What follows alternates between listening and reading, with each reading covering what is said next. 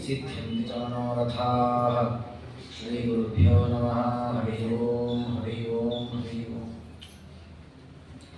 यतो भूतानि जायन्ते येन जीवन्ति तान्यतः यो हन्ति मोक्षदस्तेषां तं विष्णुं प्रणमाम्यहम्। ವೇದವ್ಯಾಸ ದೇವರು ವಿಷ್ಣು ರಹಸ್ಯದಲ್ಲಿ ದೇವರ ಸಂಬಂಧಿಯಾಗಿ ವೈಷ್ಣವ ಅಂತ ಕರೆಸಿಕೊಳ್ಳುವವನು ಅವಶ್ಯವಾಗಿ ಅನುಷ್ಠಾನ ಮಾಡಬೇಕಾದ ಎರಡು ವಿಧದ ವೈಷ್ಣವ ದೀಕ್ಷೆಯನ್ನು ವರ್ಣನೆ ಮಾಡ್ತಾ ಆಂತರ ವೈಷ್ಣವ ದೀಕ್ಷೆಯನ್ನು ಹೇಳಿ ಬಾಹ್ಯ ವೈಷ್ಣವ ದೀಕ್ಷೆಯ ವಿಷಯವಾಗಿ ಮುದ್ರಾಂಕನ ಮೃದಾವ ಅಗ್ನಿನಾವ ಗೋಪಿಯಿಂದ ಹಾಕಿಕೊಳ್ಳುವಂತಹ ಮುದ್ರಾಧಾರಣೆ ಜೊತೆಗೆ ಅಗ್ನಿಯಿಂದ ಅಂದರೆ ತಪ್ತವಾದಂತಹ ಮುದ್ರಾಧಾರಣೆಯನ್ನು ಹಾಕಿಕೊಳ್ಳುವುದರ ವೈಶಿಷ್ಟ್ಯವನ್ನು ವರ್ಣನೆ ಮಾಡಿದ್ದಾರೆ. ಮನಸ ಕರ್ಮಣ ವಾಚ ಗೃಹಿಣಿಯ ಪ್ರಯತ್ನತಃ ಈ ರೀತಿಯಾದ ತಪ್ತಮುದ್ರಾಧಾರಣೆಯನ್ನು ಮಾಡಿಕೊಳ್ಳುವಾಗ ದೈಹಿಕವಾಗಿ ದೇಹದಲ್ಲಿ ಕಾದ ಅಂದರೆ ಅಗ್ನಿಯಲ್ಲಿ ಸ್ಪರ್ಶವಾದಂತಹ ಶಂಖಚಕ್ರಗಳ ಧಾರಣೆಯನ್ನು ಮಾಡುವಂತಹದ್ದು, ಮನಸ್ಸಿನಲ್ಲಿ ನಾನು ದೇವರ ದಾಸ ಅನ್ನುವ ಭಾವನೆಯನ್ನು ಹೊಂದುವಂತಹದ್ದು, ಅದೇ ರೀತಿಯ ಚಿಂತನೆ ಬಾಯಿಂದ ಮನಾಸ್ಮರಣಗಳು ಬಂದಾಗ ಅದು ಪೂರ್ಣ ಮಟ್ಟದ ದೀಕ್ಷೆಯಾಗ್ತದೆ. ಈ ರೀತಿಯ ವೈಷ್ಣವ ದೀಕ್ಷೆಯನ್ನು ಹೊಂದಿದವನು ಕ್ರಮೇಣ ಮುಕ್ತಿ ಮಾತ್ನೋತಿ ಮೋಕ್ಷವನ್ನು ಹೊಂದುತ್ತಾನೆ ಅಂತ ಪರಮಾತ್ಮ ಅದರ ಮಹತ್ವವನ್ನು ಹೇಳಿದ. ಹಾಗಾಗಿ ದೇವರ ಪ್ರೀತಿಗಾಗಿ ದೇವರೇ ಆದೇಶ ಮಾಡಿರತಕ್ಕಂತಹ ವೈಷ್ಣವ ದೀಕ್ಷೆಯನ್ನು ಪ್ರತಿಯೊಬ್ಬರು ಅನುಷ್ಠಾನ ಮಾಡಬೇಕು. ಇದನ್ನು ಯಾವಾಗ ಧಾರಣೆ ಮಾಡಬೇಕು ಅನ್ನೋದಕ್ಕೆ ಕೆಲವು ಅಪೂರ್ವ ವಿಚಾರವನ್ನು ಹೇಳುತ್ತಾನೆ ದೇವರು. ಆಷಾಢೆ ಕಾರ್ತಿಕೆ ಮಾಘೆ ವೈಶಾಖೆ ಮಾರ್ಗಶೀರ್ಷಕೆ ಪುಷ್ಟಚಂದ್ರೇ ತಿಥೌ ತತ್ರ ದಶಮ್ಯಾದೌ ವಿಶೇಷತಃ. ವೈಷ್ಣವ ದೀಕ್ಷೆಯನ್ನು ಸ್ವೀಕಾರ ಮಾಡಲಿಕ್ಕೆ ಪರ್ವಕಾಲಗಳು ಯಾವುದು ಅಂದರೆ ಕೆಲವು ಮಾಸಗಳಿವೆ. ಆಷಾಢ ಮಾಸ ಸಾಮಾನ್ಯ ನಾವು ಎಲ್ಲರೂ ಕೂಡ ಆಷಾಢ ಮಾಸದಲ್ಲಿಯೇ ತತ್ವಮುದ್ರಾಧಾರಣೆಯನ್ನು ಮಾಡಿಸಿಕೊಳ್ತೇವೆ. ಅದು ನಿಯಮವೇ ಮಾಡ್ಕೊಂಡ್ಬಿಟ್ಟಿದ್ದೇವೆ. ಆಷಾಢ ಶುಕ್ಲ ಪಕ್ಷ ಏಕಾದಶಿ ದಿವಸ ತತ್ವಮುದ್ರಾಧಾರಣೆ ಅಂತ. ಅದೊಂದೇ ಮಾಸ ಅಲ್ಲ, ನಿಜವಾಗಿ ಅಲ್ಲ, ಆ ಮಾಸ ಪರ್ವಕಾಲವೇ. ಅದಕ್ಕೆ ಕಾರ್ತೀಕ ಮಾಸದಲ್ಲಿಯೂ ಮುದ್ರಾಧಾರಣೆಯನ್ನು ಮಾಡಿಸಿಕೊಳ್ಳಬೇಕು. ಮಾಘ ಮಾಸ, ವೈಶಾಖ ಮಾಸ, ಮಾರ್ಗಶೀರ್ಷ ಮಾಸ, ಈ 5 ಮಾಸಗಳಲ್ಲಿಯೂ ಕೂಡ ಪರಮಾತ್ಮನ ಪ್ರಿಯವಾದ ತಪ್ತಮುದ್ರಾಧಾರಣೆಯನ್ನು ಅವಶ್ಯವಾಗಿ ಮಾಡಿಸಿಕೊಳ್ಳಬೇಕು. ಇಲ್ಲಿ 2 ವಿಧವಾದ ತತ್ವಮುದ್ರಾಧಾರಣೆ ಇದೆ. ಒಂದು ಪ್ರತಿ ವರ್ಷ ಮಾಡಿಸಿಕೊಳ್ಳುವಂತಹ ತತ್ವಮುದ್ರಾಧಾರಣೆ, ಇನ್ನೊಂದು ಪ್ರಥಮತಃ ಮಾಡಿಸಿಕೊಳ್ಳುವ ಮುದ್ರಾಧಾರಣೆ. ಅಂದರೆ ಪ್ರಥಮತಃ ಮಾಡಿಸಿಕೊಳ್ಳುವುದು ಅಂತಂದರೆ ವೈಷ್ಣವ ದೀಕ್ಷೆಯನ್ನು ಪಡೆದುಕೊಳ್ಳುವಂತಹ, ಅದುವರೆಗೂ ಅವನು ವೈಷ್ಣವ ದೀಕ್ಷೆಯನ್ನು ಹೊಂದಿಲ್ಲ. ಅವನಿಗೆ ಇವತ್ತು ಅನಿಸಿತು, ಹೌದು ನಾನೊಬ್ಬ ವೈಷ್ಣವನಾಗಬೇಕು, ಈ ದೀಕ್ಷೆಯನ್ನು ಹೊಂದಬೇಕು ಅಂತ ಅನಿಸಿತು. ಆಗ ಅವನಿಗೆ ದೀಕ್ಷೆಯನ್ನು ಕೊಡುವುದು ಅಂತ ಇದ್ದಾಗ ಅದಕ್ಕೆ ಈ 5 ಮಾಸಗಳಲ್ಲಿ ಯಾವ ಮಾಸದಲ್ಲಿಯೂ ವೈಷ್ಣವ ದೀಕ್ಷೆಯನ್ನು ಕೊಡಬಹುದು. ಇನ್ನು ಪ್ರತಿ ವರ್ಷದಂತೆ ನಾವು ಹಾಕಿಕೊಳ್ಳುವ ಕ್ರಮದಲ್ಲಿ ಮುದ್ರಾಧಾರಣೆ ಮಾಡಿಸಿಕೊಳ್ಳುವುದೇನಿದೆ, ಇದನ್ನು ಆಷಾಢ ಮಾಸ ಮತ್ತು ಕಾರ್ತೀಕ ಮಾಸದಲ್ಲಿ ಮಾಡುವಂತಹದ್ದಿದೆ. ಆಮೇಲೆ ಪುಷ್ಟಚಂದ್ರೆ ತಿಥೌ ತತ್ರ ದಶಮ್ಯಾದೌ ವಿಶೇಷತಃ. ದಶಮಿ ದಿವಸವೂ ಮುದ್ರಾಧಾರಣೆ ಮಾಡಿಸಿಕೊಳ್ಳಬಹುದು, ಹುಣ್ಣಿಮೆ ದಿನಗಳಲ್ಲಿಯೂ ಮಾಡಿಸಬಹುದು. ಹೀಗೆ ಅನೇಕ ದಿನಗಳು ಇವೆ. ವಾರಗಳಲ್ಲಿ ಬುಧವಾರ, ಶುಕ್ರವಾರ, ಗುರುವಾರ, ಶನಿವಾರ, ಭಾನುವಾರ. ನೋಡಿ, ನಾಳೆ ಭಾನುವಾರವೇ ಇದೆ, ಏಕಾದಶಿ ಪರ್ವಕಾಲ ಭಾನುವಾರವೇ ಇದೆ. ಇನ್ನು ಮೃದುವಾದ ನಕ್ಷತ್ರಗಳು ಅಂತ ಇವೆ ನಮ್ಮಲ್ಲಿ. ಮೃದು ನಕ್ಷತ್ರಗಳು ಅಂದರೆ ಚಿತ್ತಾ ನಕ್ಷತ್ರ, ರೇವತಿ ನಕ್ಷತ್ರ, ಮೃಗಶಿರ ನಕ್ಷತ್ರ, ಅನುರಾಧ ನಕ್ಷತ್ರ, ಇದನ್ನು ಮೃದು ನಕ್ಷತ್ರಗಳು ಅಂತ ಕರೀತಾರೆ. ಆ ನಕ್ಷತ್ರಗಳನ್ನು ಈ ತತ್ವಮುದ್ರಾಧಾರಣೆಯನ್ನು ಮಾಡಿಸಿಕೊಳ್ಳಿಕ್ಕೆ ಒಳ್ಳೆಯ ನಕ್ಷತ್ರಗಳು. ಇದನ್ನೆಲ್ಲ ಮೊದಲಿಗೆ ಹೇಳುತ್ತಾರೆ ಹಯಗ್ರೀವದೇವರು. ಗೃಹೀಯ ವೈಷ್ಣವೀ ದೀಕ್ಷಾ. ಕೊನೆಗೆ ಶ್ರವಣ ನಕ್ಷತ್ರವನ್ನು ಹೇಳುತ್ತಾರೆ. ಶ್ರವಣ ನಕ್ಷತ್ರ ಬಹಳ ವಿಶೇಷ. ಯಾಕೆ ಅಂದರೆ ಶ್ರವಣ ನಕ್ಷತ್ರದ ದೇವತೆ ಪರಮಾತ್ಮ ನಾರಾಯಣನ. ಹಾಗಾಗಿ ಶ್ರವಣ ನಕ್ಷತ್ರ ಇರುವ ದಿವಸವೂ ಕೂಡ ತತ್ವಮುದ್ರಾಧಾರಣೆ ಮಾಡಿಸಿಕೊಳ್ಳಬಹುದು. ಮೊದಲಿಗೆ ಈ ರೀತಿ ಹೇಳಿ ಆಮೇಲೆ ಹೇಳ್ತಾನೆ ದೇವರು, ಅಥವಾ ಯದಾ ಅನುಕೂಲ ಸ್ಯಾತ್ ತದಾ ದೀಕ್ಷಾ ಫಲಾನಿ. ಅನುಕೂಲ ಇರುವಾಗ ಹಾಕಿಸಿಕೊಳ್ಳೋದು ಅಂತ. ಇದೇನು ಅನುಕೂಲವಾಗಿರುವಾಗ ಅಂತಂದ್ರೆ ಅದಕ್ಕೆ ಅರ್ಥ ಏನು ಅಂತಂದ್ರೆ, ಗುರುಗಳು ಮಹಾಗುರು ಸಮಾಜೇಚ ಕಾಲಂ ನೈವ ಪ್ರತೀಕ್ಷೆಯೇ. ನೋಡಿ, ಸೂರ್ಯಗ್ರಹಣ, ಚಂದ್ರಗ್ರಹಣ, ಗಂಗಾದಿ ಪವಿತ್ರ ತೀರ್ಥಗಳ ಸನ್ನಿಧಾನ, ಅಲ್ಲಿ ತಪ್ತ ಮುದ್ರಾಧಾರಣೆ ಮಾಡಿಕೊಳ್ಳುವುದರಿಂದ ಬಹಳ ಫಲ ಇದೆ. ನಾವು ನಾಳೆ ದಿನ ಮಾಡಿಕೊಳ್ತೇವೆ, ಅದಕ್ಕೆ ಹೇಗೆ ಫಲ ಇದೆ? ಯಾಕೆ? ಉತ್ತಮ ಕಾಲದಲ್ಲಿ ಮಾಡಿಕೊಂಡ್ವಿ.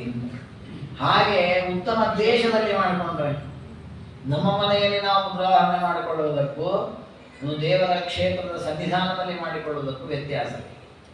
ಜಪವೂ ಹಾಗೆ, ಸಂಧ್ಯಾವಂದನೆ ಒಂದು ದೇವರ ನಾಮಸ್ಮರಣೆಯಿಂದ ಆರಂಭಿಸಿ ಪ್ರತಿಯೊಂದು ವ್ಯಾಪಾರವೂ ಕೂಡ ಬೇರೆ ಕಡೆ ಮಾಡುವುದಕ್ಕೂ ಕ್ಷೇತ್ರವಾದಿ ಸನ್ನಿಧಾನದಲ್ಲಿ ಮಾಡುವುದಕ್ಕೂ ಫಲ ವ್ಯತ್ಯಾಸ ಇದೆ. ಹಾಗೆ ಸಂದೇಶದಲ್ಲಿ ಮಾಡಿದಾಗ ಫಲ ಜಾಸ್ತಿ. ಹಾಗಾಗಿ ಉತ್ತಮವಾದ ಗಂಗಾದಿ ಪವಿತ್ರ ತೀರ್ಥಗಳ ಸನ್ನಿಧಾನದಲ್ಲಿರುವಾಗ ತಪ್ತ ಮುದ್ರಾಧಾರಣೆಯನ್ನು ಮಾಡೋದು ಬಹಳ ವಿಶೇಷ. ಅದೆಲ್ಲ ಒಂದು ಹಂತದ ವಿಚಾರ. ಇನ್ನೊಂದು ಹಂತದ ವಿಚಾರವನ್ನ ವಿಷ್ಣು ರಹಸ್ಯ ಹೇಳ್ತದೆ, ಮಹಾಗುರು ಸಮಾಜೇಚ ಕಾಲಂ ನೈವ ಪ್ರತೀಕ್ಷೆಯೇ. ನಮ್ಮ ಉತ್ತಮವಾದ ಗುರುಗಳು ನಿಮಗೆ ಪ್ರಾಪ್ತರಾದ್ರ ಆಗ ಮುದ್ರಾಧಾರಣೆ ಮಾಡಿಕೊಳ್ಳಿ. ಇವತ್ತು ನಮ್ಮಲ್ಲಿ ಕೆಲವು ಊರಲ್ಲಿ ಅದೇ ರೀತಿ ಆಗುತ್ತೆ. ಎಲ್ರಿಗೂ ಈಗ ಉದಾಹರಣೆಗೆ ನಾವು ಗಮನಿಸೋದಾದ್ರೆ, ಹೆಚ್ಚಿನ ಮಾಧ್ವಯತಿಗಳು ಬೆಂಗಳೂರು ಸುತ್ತಮುತ್ತಲೇ ಇರುತ್ತಾರೆ. ಯಾಕೆ? ಮಾಧ್ವರ ಸಂಖ್ಯೆ ಜಾಸ್ತಿ ಇದೆ, ಎಲ್ಲರಿಗೂ ದೀಕ್ಷಾ ಪ್ರದಾನ ಮಾಡಬೇಕು ಅಂತ ಇರ್ತಾರೆ. ಆದರೆ ಮಾಧ್ವರು ಬರೀ ಬೆಂಗಳೂರಲ್ಲಿಲ್ಲ, ಬೇರೆ ಕಡೆಗಳಲ್ಲೂ ಇದ್ದಾರೆ. ಆದರೆ ಅವರಿಗೆ ಬರ್ಲಿಕ್ಕೆ ಆಗಲ್ಲ. ಅದಕ್ಕೆ ಅವರೇನ್ ಮಾಡ್ತಾರೆ, ಆ ಕಡೆ ಯಾವಾಗ ಯತಿಗಳು ಬಂದಿರ್ತಾರೆ ಆಗ ಹಾಕಿಸ್ಕೊಳ್ತಾರೆ. ಒಂದೊಂದು ಆಗ ಆಷಾಢ ಮಾಸ ಇರೋದಿಲ್ಲ, ಕಾರ್ತಿಕ್ ಮಾಸ ಇರ್ತದೆ, ಬೇರೆ ಯಾವುದೋ ಮಾಸ ಇರ್ತದೆ, ಇರಲಿ ತೊಂದರೆ ಇಲ್ಲ, ಹಾಗೆ ಹಾಕಿಸ್ಕೊಳ್ಬೋದು. ಯಾಕೆ ಅಂದ್ರೆ ಗುರುಗಳು ಬಂದಾಗಲೇ ದೀಕ್ಷೆ ಅಂತ ಹೇಳ್ಕೊಳ್ಬೋದು. ಹಾಗಂತೇಳಿ ಬೇಕಂತ ಹಾಕಿಸ್ಕೊಳ್ಬಾರ್ದು. ಅಂದ್ರೆ ಶಾಸ್ತ್ರದಲ್ಲಿ ಇರುವ ಕ್ರಮ ಏನು ಅಂದ್ರೆ, ಎಲ್ಲದಕ್ಕೊಂದು ವಿಧಿ ಇದೆ. ನಾವು ಆ ನಿಯಮವನ್ನು ಮೀರಬಾರ್ದು. ಶಾಸ್ತ್ರೀಯವಾಗಿ ಮುದ್ರಾಧಾರಣೆ ಮಾಡ್ಕೊಳ್ಬೇಕು ಅನ್ನೋದು ಹೇಗೆ ನಿಯಮವೋ ಹಾಗೆ ಅದರ ಕ್ರಮದಲ್ಲಿಯೇ ಮಾಡಿಕೊಳ್ಬೇಕು ನಾವು. ನೋಡಿ, ನಾವು ಆಷಾಢ ಶುಕ್ಲ ಪಕ್ಷ ಏಕಾದಶಿ ದಿವಸ ನಾನು ಮುದ್ರಾಧಾರಣೆ ಮಾಡಿಸ್ಕೊಂಡಿದ್ದೇನೆ. ಮತ್ತೊಂದು ವಾರಕ್ಕೆ ಎಲ್ಲೋ ಸ್ವಾಮಿಗಳು ಸಿಕ್ಕರು, ಸುಮ್ಮನೆ ಒಂದು ನಿಂತ್ಕೊಂಡ್ಬಿಡೋದು ಹಾಕಿ ಮುದ್ರೆ, ಹಾಗೆಲ್ಲ ಮಾಡಬಾರ್ದು. ಯಾಕಂದ್ರೆ ಅದಕ್ಕೊಂದು ವಿಧಿ ಇದೆ, ಅದಕ್ಕೊಂದು ಕ್ರಮ ಇದೆ. ಈಗ ನಮಗೆ ಆಷಾಢ ಏಕಾದಶಿ ಹಾಕಿಸ್ಕೊಳ್ಳಿಕ್ಕೆ ಆಗಲಿಲ್ಲ, ಹಾಗೆ ಗುರುಗಳು ಸಿಕ್ಕಾಗ ಅವತ್ತು ಹಾಕಿಸ್ಕೊಂಡ್ರೆ ತಪ್ಪಲ್ಲ. ಅದೊಂದು ಅಪವಾದ ವ್ಯವಸ್ಥೆ ಮಾಡಿಕೊಟ್ಟದ್ದು. ನಾವೇನು ಅನ್ಕೊಂಡು, ಕೆಲವೊಂದು ಸ್ವಭಾವ ಏನಿದೆ ಅಂದ್ರೆ ಯಾವಾಗ ಬೇಕಾದ್ರೂ ಹಾಕಿಸ್ಕೊಂಡ್ಬಿಡೋಣ ಅಂತ, ಕೆಲವರು ಬೇಡವೇ ಬೇಡ ಅಂತ, ಕೆಲವರು ಮೇಲೆ ಮೇಲೆ ಹಾಕಿಸ್ಕೊಳ್ಳೋಣ ಅಂತ. ಅದು ಆಟದ ವಸ್ತುಗಳಲ್ಲ, ಅದೊಂದು ಕ್ರಮ ಇದೆ, ಶಾಸ್ತ್ರೀಯವಾದ ಕ್ರಮ ಇದೆ. ಹಾಗಾಗಿ ಗುರುಗಳು ಸಮೀಪಿಸಿದಾಗ ಆಗ ಇದು ಯಾವ ಕಾಲ, ಈ ವಾರವೋ ಈ ತಿಥಿಯೋ ನೋಡುದು ಬೇಡ. ಗುರುಗಳು ಯಾವಾಗ ಸಿಗ್ತಾರೆ ಆಗ ಹೊರತು ಮುದ್ರಾಧಾರಣೆಯನ್ನು ಮಾಡಿಸ್ಕೊಳ್ಬೇಕು. ಹಾಗೆ ನೋಡ್ಲಿಕ್ಕೆ ಹೋದ್ರೆ ಈಗ ಎಷ್ಟೋ ದೊಡ್ಡ ಸೌಭಾಗ್ಯ ನಮ್ಮದು. ಯಾಕೆಂದ್ರೆ ಸ್ವಾಮಿಗಳು ಎಲ್ಲಿರ್ತಾರೆ, ಯಾವಾಗ ಬರ್ತಾರೆ, ಏನೆಲ್ಲ ನಾವು ಪೂರ್ವ ಸಿದ್ಧತೆಯಲ್ಲಿ ಗೊತ್ತಾಗತ್ತೆ. ದಿನದ ಮಾಹಿತಿಗಳು ಬರುತ್ತೆ, ಫೋಟೋ ವಿಡಿಯೋ ಎಲ್ಲ ಬರುತ್ತೆ. ಮುಂಚೆ ಹಾಗಿರ್ಲಿಲ್ಲ. ಯತಿಗಳು ಎಲ್ಲಿರ್ತಾರೆ ಗೊತ್ತಿಲ್ಲ, ಯಾವಾಗ ಊರಿಗೆ ಬರ್ತಾರೆ ಗೊತ್ತಿಲ್ಲ, ವರ್ಷ ಇಡೀ ಬರದೇ ಇರೋ ಪ್ರಸಂಗವೂ ಇದೆ. ಹಾಗಾಗಿ ಅಂತಹ ಪ್ರಸಂಗಗಳಲ್ಲೆಲ್ಲ ಅವ್ರು ಎಲ್ಲಿ ಹೋಗಿ ಮುದ್ರೆ ಕೊಡೋದು, ಅಲ್ಲಿ ತನಕ ಅವರು ಪ್ರಯಾಣ ಮಾಡಿ ಅಲ್ಲಿ ಹೋಗಿ ಮುದ್ರಾಧಾರಣೆ ಮಾಡಿಸ್ಕೊಂಡ್ಬರೋ ಅನುಕೂಲ ಇರಲಿಲ್ಲ. ಅದಕ್ಕೋಸ್ಕರ ಇದರ ವ್ಯವಸ್ಥೆ ಮಾಡಿಕೊಟ್ಟಿದ್ದಾರೆ. ಯಾವಾಗ ಗುರುಗಳು ಸಿಗ್ತಾರೆ ಆವಾಗ ಅವತ್ತು ಮುದ್ರಾಧಾರಣೆಯನ್ನು ಮಾಡಿಕೊಳ್ಳಿ. ತದಾನೀಯದಿ ಲಭ್ಯೇತ ಶುಭ ಕಾಲ ತದಾಧಿಕಂ, ಆಗ ಅದೇ ಶುಭ ಕಾಲ ಅಂತ ಭಾವಿಸಿ. ಇದು ಸಪ್ತ ಮುದ್ರಾಧಾರಣೆಯ ವಿಚಾರವನ್ನ ಹೇಳಿದ್ರು. ಇದರ ಮಧ್ಯದಲ್ಲಿ ಮತ್ತೊಂದು ವಿಚಾರವನ್ನ ಹೇಳ್ತಾರೆ. ಏನು ಅಂದ್ರೆ, ಈ ಸಪ್ತ ಮುದ್ರಾಧಾರಣೆಯನ್ನ ವೈಷ್ಣವ ದೀಕ್ಷೆ ಅಂತ ಸ್ವೀಕಾರ ಮಾಡುವಂತಹದ್ದು. ಅದು ಯಾವ ಯಾವ ಅವಸ್ಥೆಯಲ್ಲಿ ಮಾಡಬಹುದು ಅಂದ್ರೆ, ಮೊದಲಿಗೆ ಸಪ್ತ ಮುದ್ರಾಧಾರಣೆ ಯಾವಾಗ ಅಂದ್ರೆ, ನಾಮಕರ್ಮ ನಿಪಾಲನ, ಮಕ್ಕಳಿಗೆ ನಾವು ನಾಮಕರ್ಮ ಸಂಸ್ಕಾರ ಮಾಡ್ತೀವಲ್ಲ, ನಾಮಕರಣ ಅಂತ ಮಾಡ್ತೇವಲ್ಲ, ಅವತ್ತು ಗುರುಗಳ ಬಳಿ ಹೋಗಿ ಮುದ್ರಾಧಾರಣೆ ಮಾಡಿಸ್ಬೇಕು ಅಂತ. ನಾವು ಖಂಡಿತ ಮಾಡಲ್ಲ ಆ ಕೆಲಸ. ಯಾಕೆಂದ್ರೆ ಸಣ್ಣ ಮಗು, ಅದು ಅಲ್ಲದೆ ಸಾಮಾನ್ಯ 11-12 ದಿವಸ ನಾಮಕರಣ ಮಾಡ್ತಾರೆ ಹೆಚ್ಚಿನವರು. ಅವತ್ತು ಹೆಚ್ಚು ಮುಹೂರ್ತ ನೋಡೋಷ್ಟು ಇಲ್ಲ ಅಂತೇಳಿ, ಅಷ್ಟು ಸಣ್ಣವಾದ ಮಗುವಿಗೆ ಹೇಗೆ ಬಿಸಿ ಹಾಕ್ಸೋದು ಅಂತ ಹೇಳಿ ಅಂತ ತಾತ್ಪರ್ಯ. ನಾವು ನಾಮಕರಣ ಮಾಡುವಾಗ ಒಂದು ವೈಷ್ಣವ ದೀಕ್ಷೆ ಕೊಡ್ತೇವೆ, ದೇವರ ಹೆಸರನ್ನು ಇಟ್ಟು ನಾಮಕರಣ ಮಾಡ್ತೇವೆ. ಅದ್ರ ಜೊತೆಗೆ ಈ ಒಂದು ವೈಷ್ಣವ ದೀಕ್ಷೆಯು ಕೊಡಬೇಕು. ಅದಕ್ಕೋಸ್ಕರವಾಗಿ ಶಾಸ್ತ್ರಗಳಲ್ಲಿ ಹೇಳಿದ್ದಾರೆ. ಅದಕ್ಕೆ ನಾವೇನ್ ಮಾಡಬೇಕು ಅಂದ್ರೆ, ನಾಮಕರಣದ ಆಸುಪಾಸಿನಲ್ಲಿ ಯಾವಾಗ ಗುರುಗಳು ಸಿಗ್ತಾರೆ ಆಗ ಆ ಮಗುವಿನ ಆರೋಗ್ಯಾದಿಗಳನ್ನು ನೋಡಿಕೊಂಡು ಮುದ್ರಾಧಾರಣೆಯನ್ನು ಮಾಡಿಸಬೇಕು. ಅದೇ ರೀತಿ ತಥೋಪನಯನೇ ಬೀಜ ಉಪನಯನ ಕಾಲದಲ್ಲಿ ಇದು ಕೂಡ ನಮ್ಮಲ್ಲಿ ಬಿಟ್ಟು ಹೋಗಿದೆ. ನಾವು ಉಪನಯನ ಸಂಸ್ಕಾರವನ್ನು ಮಾಡುತ್ತೇವೆ, ತಂದೆ ಉಪದೇಶ ಮಾಡ್ತಾನೆ, ಅದೆಲ್ಲ ಸರಿ ಇದೆ ಕ್ರಮ. ಉಪನಯನ ಕಾಲದಲ್ಲಿ ತಂದೆ ಆ ಮಗುವಿಗೆ ಗಾಯತ್ರಿ ಉಪದೇಶವನ್ನು ಕೊಡುವಂತೆ ಯತಿಗಳಿರಬೇಕು. ಅವರ ಗುರುಗಳು ಅವರಿಗೆ ಮುದ್ರಾಧಾರಣೆಯನ್ನು ಮಾಡಬೇಕು, ಮಾಡಿ ನಾರಾಯಣ ಮಂತ್ರಗಳನ್ನು ಉಪದೇಶ ಕೊಡಬೇಕು. ಇದೊಂದು ಮುಂಚೆ ಇದ್ದ ಕ್ರಮ. ಇವತ್ತು ಆ ಕ್ರಮಗಳಿಲ್ಲ. ಅಂದರೆ ನಾವು ಬಿಟ್ಕೊಂಡು ಬಂದಿದ್ದೇವೆ, ಅದನ್ನು ಮಾಡಿಕೊಳ್ಬೇಕು. ಅದಕ್ಕೆ ಹೇಳಿದ್ದಾರೆ ವಿಷ್ಣುದಾಸರು ತಥಾ ಉಪನಯನ ಒಟ್ಟುವಿಗೆ ಉಪನಯನ ಮಾಡುವಾಗಲೂ ಕೂಡ ಆ ತಪ್ಪ ಮುದ್ರಾಧಾರಣೆಯನ್ನು ಮಾಡಿಸಬೇಕು. ದೀಕ್ಷಾ ಕಾಲಸ್ಥ ವಿದ್ಯೆಯ ಪಿತು ಕುಲಗುರೋರಪಿ. ನೋಡಿ, ಕೆಲವೊಮ್ಮೆ ಗುರುಗಳು ಸಿಗ್ಲಿಲ್ಲ ಅಂತಂದ್ರೆ ತಂದೆ ಕೊಟ್ಟು ಬಿಡಬಹುದು ಅಂತ ಹೇಳ್ತಾರೆ ವಿಷ್ಣುದಾಸ. ಈ ತರಹದ ಮಾತುಗಳಿವೆ, ವಿಷ್ಣುದಾಸದಲ್ಲಿ ಇದೆ, ಧರ್ಮಶಾಸ್ತ್ರಗಳಲ್ಲಿಯೂ ಇದೆ. ಅದು ನಮ್ಮ ಪರಂಪರೆಯ ಕ್ರಮದಲ್ಲಿ ಯತಿಗಳಿಂದಲೇ ಮುದ್ರಾಧಾರಣೆಯನ್ನು ಸ್ವೀಕಾರ ಮಾಡುವ ಕ್ರಮ ಇರುತ್ತೆ, ತಪ್ತ ಮುದ್ರಾಧಾರಣೆ. ಅದಕ್ಕೆ ನಾನು ಹಿಂದೆ ಕಾರಣವನ್ನು ಹೇಳಿದ್ದೆ. ಏನು ಅಂದರೆ, ವಾದಿರಾಜ ಗುರು ಸಾರ್ವಭೌಮರು ಯುಕ್ತಿ ಮಲ್ಲಿಕಾದಲ್ಲಿ ಹೇಳಿದಂತೆ ಈ ತಪ್ತ ಮುದ್ರಾಧಾರಣೆಯನ್ನು ಮಧ್ವಾಚಾರ್ಯರು ಮಾಡ್ತಾ ಇದ್ದಾರೆ ಅಂತ ಅನುಸಂಧಾನ ಇರುವಂತಹದ್ದು. ಆ ಮಧ್ವಾಚಾರ್ಯರ ಸನ್ನಿಧಾನ ಆಚಾರ್ಯರ ಪರಂಪರೆಯಲ್ಲಿ ಬಂದ ಯತಿಗಳಲ್ಲಿ ಇದ್ದೇ ಇರ್ತದೆ. ನೋಡಿ, ಅವರ ಪರಂಪರೆಯಲ್ಲಿ ಹೇಗಿದೆ ಅಂದರೆ, ಆಚಾರ್ಯರು ತಮ್ಮ ಶಿಷ್ಯನ ಮೇಲೆ ಕೈ ಇಟ್ಟು, ತಲೆ ಮೇಲೆ ಕೈ ಇಟ್ಟು ಅವರಿಗೆ ಪೂರ್ಣ ಅನುಗ್ರಹವನ್ನು ಮಾಡಿದ್ದಾರೆ. ಆ ಶಿಷ್ಯರು ಅವರ ಶಿಷ್ಯರಿಗೆ, ಅವರು ಇವರಿಗೆ ಅಂತ ಮಾಡ್ತಾ ಆಚಾರ್ಯರಿಗೆ ತಲೆ ಮೇಲೆ ಕೈ ಇಟ್ಟು ಅನುಗ್ರಹ ಮಾಡಿದ್ದಾರೆ. ಆ ಅನುಗ್ರಹ ಸೀದಾ ಈ ಗುರುಗಳ ತನಕ ಬಂದಿರೋದು. ನಮ್ಮಲ್ಲಿ ಹಾಗಿಲ್ಲ ಅಲ್ವಾ? ನೋಡಿ, ನಾವು ಒಂದು ದಿವಸ ಸಂಧ್ಯಾವಂದನೆ ಮಾಡ್ತೇವೆ, ಒಂದೆರಡು ದಿವಸ ಸಂಧ್ಯಾವಂದನೆ ಬಿಟ್ಟಿರೋದಿದೆ, ಸಕಾಲಕ್ಕೆ ಮಾಡದೇ ಇರೋದಿದೆ. ಅಶೌಚ ಬಂದರೆ 10 ದಿವಸ ಸಂಧ್ಯಾವಂದನೆ ಇಲ್ಲ, ರೋಗ ಬಂದರೆ ಇಲ್ಲ. ಯತಿಗಳ ಭಾಗ ನೋಡಿ, ಅವರಿಗೆ ಅವರ ಗುರುಗಳು ಕೊಟ್ಟ ಉಪದೇಶವನ್ನ ಯಾವತ್ತು ಆಶ್ರಮವಾಗಿದೆ ಬೃಂದಾವನ ತನಕ ಜಪ ಮಾಡ್ತಾರೆ. ಈಗ ಅವರಿಗೆ ಅಶೌಚವೇ ಇಲ್ಲ, ಅಶುದ್ಧಿಯೇ ಇಲ್ಲ. ಹಾಗಾದ್ರೆ ಅವರಿಗೆ ಆಚಾರ್ಯರು ಕೊಟ್ಟಂತಹ ಉಪದೇಶ, ಆಚಾರ್ಯರ ಸಾನ್ನಿಧ್ಯ ಸಂಪೂರ್ಣವಾಗಿ ಜೊತೆಗೇ ಯಾವಾಗಲೂ ಇರ್ತದೆ. ಅದಕ್ಕೆ ದೇವರಿಗೆ ಯತಿಗಳ ಕಂಡ್ರೆ ಬಹಳ ಪ್ರೀತಿ. ಅಂದರೆ ಆ ಯತಿ ಧರ್ಮ ಹಾಗೆ ಅನುಷ್ಠಾನ ಮಾಡಿರಬೇಕು. ಸುಮ್ಮನೆ ಯತಿ ಅಂತ ಕೆಂಪಟ್ಟೆ ಹೊಡ್ಬಿಟ್ರೆ ದೇವರ ಪ್ರೀತನಾಗೋದಿಲ್ಲ ಅದರಿಂದ.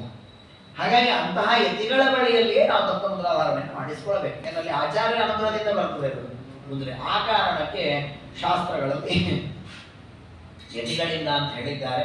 ಕೆಲವು ಕಡೆಯಲ್ಲಿ ಆ ಕರ್ತವ್ಯ ಲೋಪ ಆಗಬಾರದು ಅನ್ನೋದಕ್ಕೋಸ್ಕರ ತಂದೆಯಿಂದಲೂ ಕೂಡ ಮುದ್ರಾಧಾರಣೆಯನ್ನು ಮಾಡಿಸಿಕೊಳ್ಳಬೇಕು. ದೀಕ್ಷಾಂ ಗೃಹೀತ ಯತ್ನೇನ ವಿಷ್ಣು ಪ್ರೀಣನ ಹೇತವೇ. ತಾತ್ಪರ್ಯ ಏನು?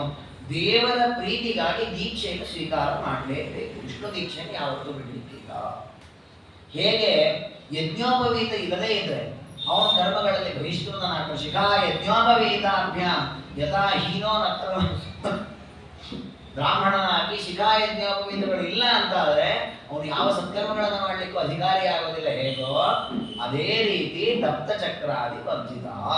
ತಪ್ತಶಂಖಚಕ್ರಗಳು ಯಾರಿಗಿಲ್ಲ, ಅವನು ಯಾವುದೇ ಸತ್ಕರ್ಮಗಳನ್ನು ಮಾಡಲಿಕ್ಕೆ ಅಧಿಕಾರಿಯಾಗ. ಉಪನಯನ ಆಗುವಾಗ ತಪ್ತ ಮುದ್ರೆ ಧಾರಣೆಯನ್ನು ಮಾಡಿಸಬೇಕು ಅಂತ ಹೇಳಿದ್ರು. ಯಾಕೆ ಅಂದ್ರೆ ವಿಷ್ಣುರಹಸ್ಯ ಕಾರಣ ಕೊಡ್ತದೆ. ಗಾಯತ್ರ್ಯಾದಿಷು ಮಂತ್ರೇಷು ವೇದಸ್ಯಾಧ್ಯಯನಾದಿಷು ಅತಪ್ತ ಚಕ್ರ ಗಾತ್ರೋಪಿ ನಾಧಿಕಾರಿ ಭವೇತ್ ಧ್ರುವಂ. ತಪ್ತ ಮುದ್ರಾಧಾರಣೆಯನ್ನು ಮಾಡಿಕೊಂಡಿಲ್ಲ ಅಂತ ಆದರೆ ಆ ವ್ಯಕ್ತಿ ಗಾಯತ್ರಿ ಮಂತ್ರ ಜಪ ಮಾಡಲಿಕ್ಕೂ ಅಧಿಕಾರಿ ಆಗೋದಿಲ್ಲ. ಹಾಗಾದ್ರೆ ಉಪನಯನ ಆದ ಮೇಲೆ ಅವನಿಗೆ ವೇದಾಧ್ಯಯನ ಆರಂಭವಾಗುತ್ತೆ. ನಾವು ಉಪನಯನ ಅಂತ ಮಾಡೋದಕ್ಕೋಸ್ಕರ ಇವತ್ತು ಕಾಲಕ್ರಮೇಣ ನಮ್ಮ ಅಧ್ಯಯನ ಕ್ರಮ ವ್ಯತ್ಯಾಸ ಆಗಿದೆ. ಮುಂಚೆ ಎಲ್ಲ ಇದ್ದದ್ದು ಹೇಗೆ? ಉಪನಯನ ಅಂತ ಸಂಸ್ಕಾರ ಮಾಡಿ ಒಟ್ಟುವನ್ನ ಗುರುಕುಲಕ್ಕೆ ಬಿಟ್ಟು ವೇದಾಧ್ಯಯನ ಮಾಡಿಸುವಂತ. ಉಪ ಸಮೀಪಕ್ಕೆ ನಯನ ಕರ್ಕೊಂಡವರು ಗುರುಗಳ ಹತ್ತಿರ ಕರ್ಕೊಂಡೋಗಿ ವೇದಾಧ್ಯಯನ ಮಾಡಿಸುವುದು. ಹಾಗಾದ್ರೆ ವೇದಾಧ್ಯಯನ ಮಾಡಿಸ್ಲಿಕ್ಕೋಸ್ಕರವಾಗಿಯೇ ಉಪನಯನ ಮಾಡುದು. ಅದಕ್ಕೆ ವಿದ್ಯಾಬಲ ಉಂಟೋ ಇಲ್ಲವೋ ನೋಡಿಯೇ ಉಪನಯನ ಮಾಡುವಂತ. ಹಾಗಾದ್ರೆ ವಿದ್ಯೆಯ ಉದ್ದೇಶದಿಂದ ಮಾಡುವಂತಹ ಸಂಸ್ಕಾರ ಅದು. ಆ ವಿದ್ಯೆ ಸಿದ್ಧಿಯಾಗಬೇಕಲ್ಲ, ಅವನು ಕಲಿಯುವ ವೇದ ವಿದ್ಯೆ ಅವನಿಗೆ ಸಿದ್ಧಿಯಾಗಬೇಕು ಅಂತ ಆದರೆ ಅವನೇನು ಮಾಡಬೇಕು? ಆ ವೇದಾಧ್ಯಯನವನ್ನ ಮಾಡಲಿಕ್ಕೆ ಪೂರ್ವಭಾವಿಯಾಗಿ ದೀಕ್ಷಿತನಾಗಬೇಕು. ಅದಕ್ಕೆ ಹೇಳಿದ್ರು ಅತಪ್ತ ಚಕ್ರ ಗಾತ್ರೋಪಿ ನಾಧಿಕಾರಿ ಭವೇದ್ರುವಂ. ವೇದವನ್ನು ಅಧ್ಯಯನ ಮಾಡುವವರು, ಗಾಯತ್ರಿ ಮಂತ್ರ ಜಪ ಮಾಡುವವರು ಒಂದು ವೇಳೆ ಶಂಖಚಕ್ರಗಳನ್ನು ಹಾಕೊಂಡಿಲ್ಲ ಮೈ ಮೇಲೆ ಅಂತ ಆದರೆ ಅಂಥವರು ಅಧಿಕಾರಿಗಳಾಗೋದಿಲ್ಲ. ಹಾಗಾಗಿ ಶಾಸ್ತ್ರಗಳಲ್ಲಿ ಇದರ ಇಷ್ಟು ಮಹತ್ವ ಇರೋದನ್ನು ಗಮನಿಸಿಯೇ ಮಧ್ವಾಚಾರ್ಯರು ತಮ್ಮ ತಾವು ಇದ್ದ ಕಾಲದಲ್ಲಿ ತಮ್ಮ ಶಿಷ್ಯರಿಗೆ ಶಾಸ್ತ್ರಗಳ ಉಪದೇಶವನ್ನ ಮಾಡುವುದರ ಜೊತೆಗೆ ತಪ್ತ ಮುದ್ರಾಧಾರಣೆಯನ್ನು ಮಾಡಿ ಅದಕ್ಕೆ ಪಂಡಿತಾಚಾರ್ಯ ಹೇಳುವಾಗ ಹಾಗೆ ಹೇಳುತ್ತಾರೆ, ಸುದರ್ಶನ ದ್ವಯಂ ಸಿದ್ಧಿ ವಿಘ್ನ ಮುಖ ದೋಷ ಭೇಷಜ. ಕೃಷ್ಣನ ಪ್ರತಿಷ್ಠೆಯನ್ನ ಮಾಡಿದ್ರು ಅಂತ ಹೇಳುವಾಗ ಉಡುಪಿಯಲ್ಲಿ ಕೃಷ್ಣನ ಪ್ರತಿಷ್ಠೆಗೂ ಮೊದಲು ಆಚಾರ ಮಾಡಿದ್ದೇನು ಅಂತಂದ್ರೆ ಸಜ್ಜನಾನ್ ಸಹ ಮಹಾದರೇಣ ನೃನ್ ಪಾಪಿನಾಂ ಪ್ರಕೃತಿತೋ ಪ್ರಿಯಾಕೃತಿ ದಾರುಣಾಘ ಗಣಧಾರಣಂ ಸ್ಮ ಸಗ್ರಾಹಯತ್ಯಪಿ ಸುದರ್ಶನದ್ವಯಂ. ಮಧ್ವಾಚಾರ್ಯರು ಸಜ್ಜನರಿಗೆ ಭಕ್ತರಿಗೆ ದಿವ್ಯವಾದ ಶಾಸ್ತ್ರಗಳ ಜ್ಞಾನವನ್ನು ಕೊಟ್ಟರು. ಆದರೆ ಆ ಜ್ಞಾನ ಅವರಿಗೆ ಶುದ್ಧವಾಗಿ ಸಿಗಬೇಕು, ಅದು ಸಿದ್ಧಿಯಾಗಬೇಕು ಅಂತ ಹೇಳಿ ತಪ್ತ ಮುದ್ರಾ ಧಾರಣೆಯನ್ನು ಮಾಡಿಸಿ. ಎರಡು ಸುದರ್ಶನ ದ್ವಯಂ. ಸುದರ್ಶನ ಶಬ್ದಕ್ಕೆ ನಮ್ಮಲ್ಲಿ ಎರಡು ಅರ್ಥ ಇದೆ. ಒಂದು ಸುದರ್ಶನ ಅಂತಂದ್ರೆ ಚಕ್ರ, ಇನ್ನೊಂದು ಸುದರ್ಶನ ಅಂದ್ರೆ ಸುದರ್ಶನ. ದರ್ಶನ ಅಂದ್ರೆ ಶಾಸ್ತ್ರ. ನಾವು ಹೇಳ್ತೇವಲ್ವಾ, ವೇದಾಂತ ದರ್ಶನ, ಸಾಂಖ್ಯ ದರ್ಶನ, ಮೀಮಾಂಸಾ ದರ್ಶನ. ದರ್ಶನ ಅಂದ್ರೆ ಶಾಸ್ತ್ರ. ಹಾಗಾದ್ರೆ ಆಚಾರ್ಯರು ಶಾಸ್ತ್ರೋಪದೇಶವನ್ನ ಮಾಡಿದ್ರು, ತಪ್ತ ಮುದ್ರಾ ಧಾರಣೆಯನ್ನು ಮಾಡಿದ್ರು. ಅಂದ್ರೆ ಎರಡೂ ಬೇಕು. ಯಾಕೆ? ನಮ್ಮ ದೇಹದಲ್ಲಿರತಕ್ಕಂತಹ ಅಶುಚಿಯನ್ನ ಕಳೆದು ನಮ್ಮನ್ನು ಶುದ್ಧ ಮಾಡಲಿಕ್ಕೆ ಈ ಮುದ್ರಾಧಾರಣೆ ಮಾಡಬೇಕು. ವದರಾಜ ಗುರುಸಾರ್ ಒಬ್ಬರು ಅದರ ಬಗ್ಗೆ ವಿಸ್ತಾರವಾಗಿ ಹೇಳಿದ್ದಾರೆ. ಅವರು ಹೇಳಿದ ಒಂದು ಅಪೂರ್ವ ವಿಚಾರ ಯಾವುದು ಅಂತಂದ್ರೆ, ನಾವು ವೇದಾಧ್ಯಯನವನ್ನ ಮಾಡುವಾಗ ವೇದ ಸ್ವತಃ ಶುದ್ಧವಾಗಿದ್ರೂ ಕೂಡ ನಮ್ಮ ಉಚ್ಚಾರಣಾದಿ ದೋಷಗಳಿಂದ ವೇದ ಅಶುದ್ಧವಾಗತ್ತೆ. ನೋಡಿ ಎಂಥ ದುರಂತ ಇದೆ. ಪವಿತ್ರವಾದದ್ದು ವೇದ. ಅಗ್ನಿಮೀಳೆ ಪುರೋಹಿತಂ ಆವರ್ತಿ ಮಾಡುವಂತ ಶಿಷ್ಯನಿಗೆ ಪಾಠ ಮಾಡ್ತಾರೆ ಗುರುಗಳು. ಅವನು ಆವರ್ತಿ ಮಾಡುವಾಗ ಅಗ್ನಿಮೀಳೆ ಪುರೋಹಿತ ಒಂದು ಎರಡನೇ ಸಲ ಮೂರನೇ ಸಲ ಸ್ವಲ್ಪ ತಪ್ತಾನೆ. ಸ್ವರ ಉದಾತ್ತ ಹೇಳುವಲ್ಲ ಉದಾತ್ತ ಹೇಳ್ತಾನೆ. ವ್ಯತ್ಯಾಸ ಮಾಡಿದ. ವ್ಯತ್ಯಾಸ ಮಾಡಿದ್ದಲ್ಲ, ಅದರಿಂದ ಅವನು ಕಲಿತ ವೇದ ಅಶುದ್ಧ ಆಯಿತು. ಆ ವೇದ ಶುದ್ಧ ಆಗುವುದು ಹೇಗೆ ಅಂತಂದ್ರೆ, ಆಷಾಢ ಮಾಸದ ಶುಕ್ಲ ಪಕ್ಷ ಏಕಾದಶಿ, ಕಾರ್ತೀಕ ಮಾಸದ ಶುಕ್ಲ ಪಕ್ಷ ಏಕಾದಶಿ ಮುದ್ರಾಧಾರಣೆ ಮಾಡಿಸಿಕೊಂಡಾಗ ಅವನು ಕಲಿತಂತಹ ವೇದದಲ್ಲಿ ಏನೆಲ್ಲ ಅಶುದ್ಧಿ ಬಂದಿದೆ ಅದೆಲ್ಲ ಶುದ್ಧವಾಗಿದೆ. ಅದನ್ನು ವೇದವೇ ಹೇಳಿದೆ, ಬ್ರಹ್ಮತೇನ ಪುನೀಹಿನ. ನಾನು ಕಲಿತಿರತಕ್ಕಂತಹ ವೇದದಲ್ಲಿ ಏನಾದರೂ ಅಶುದ್ಧಿ ಇತ್ತು ಅಂತಾದ್ರೆ ಬ್ರಹ್ಮ ಅಂದ್ರೆ ವೇದ, ನಾವು ಅಧ್ಯಯನ ಮಾಡಿರತಕ್ಕ ವೇದ ಏನಿದೆ ಇದು ತೇನ, ಆ ಒಂದು ಪವಿತ್ರವಾದ ಪವಮಾನ ರೂಪಗಳಿಂದ ಪುನೀ ಪಾವನ. ನೋಡಿ, ನಮ್ಮ ದೇಹ ಶುದ್ಧವಾಗುವುದರ ಜೊತೆಗೆ ನಮ್ಮ ತಲೆ ಒಳಗಿರುವ ವಿದ್ಯೆಯೂ ಶುದ್ಧವಾಗಬೇಕಾ, ತತ್ವಮುದ್ರಾ ಧಾರಣೆ ಮಾಡಿಕೊಳ್ಳಿ. ಅದಕ್ಕೋಸ್ಕರವಾಗಿ ವೇದಾಧ್ಯಯನದ ಪೂರ್ವಕಾಲದಲ್ಲಿ ಮುದ್ರಾಧಾರಣೆಯನ್ನು ಶಾಸ್ತ್ರ ಕೊಟ್ಟಿದೆ. ಉಪನಯನ ಸಂಸ್ಕಾರ ಆಗುವಾಗ ಮುದ್ರಾಧಾರಣೆಯನ್ನು ಮಾಡಬೇಕು. ಆಗ ಅವನು ಗಾಯತ್ರಿ ಮಂತ್ರ ಜಪ ಮಾಡಲಿಕ್ಕಾಗಲಿ ವೇದಾಧ್ಯಯನ ಮಾಡಲಿಕ್ಕಾಗಲಿ ನಿಜವಾಗೂ ಅಧಿಕಾರಿಯಾಗಲಿ. ವೈಷ್ಣವೈ ಕ್ರಿಯತೆ ತದ್ಧಿ ಮಂತ್ರ ಷಾಡ್ಗುಣ್ಯ ಕೃದ್ಭವೆ. ಇವತ್ತು ನೀವು ಗಮನಿಸಿರ್ಬೋದು, ಎಷ್ಟು ಜನ ನೋಡಿದ್ರೆ ಗೊತ್ತಿಲ್ಲ, ಅಂತೂ ಸಾಮಾನ್ಯವಾಗಿ ಯತಿಗಳಿಗೆ ಆಶ್ರಮವಾಗತ್ತೆ ಅಲ್ವಾ. ಒಬ್ಬ ಮಠಕ್ಕೆ ಉತ್ತರಾಧಿಕಾರಿ ಬೇಕು ಅಂತ ಒಬ್ಬ ಯೋಗ್ಯರನ್ನು ಹುಡುಕಿ ಅವರಿಗೆ ಸನ್ಯಾಸವನ್ನು ಕೊಡ್ತಾರೆ. ಕೊಡುವಾಗ ಅಲ್ಲಿ ಮುದ್ರಾಧಾರಣೆಯನ್ನು ಮಾಡ್ತಾರೆ.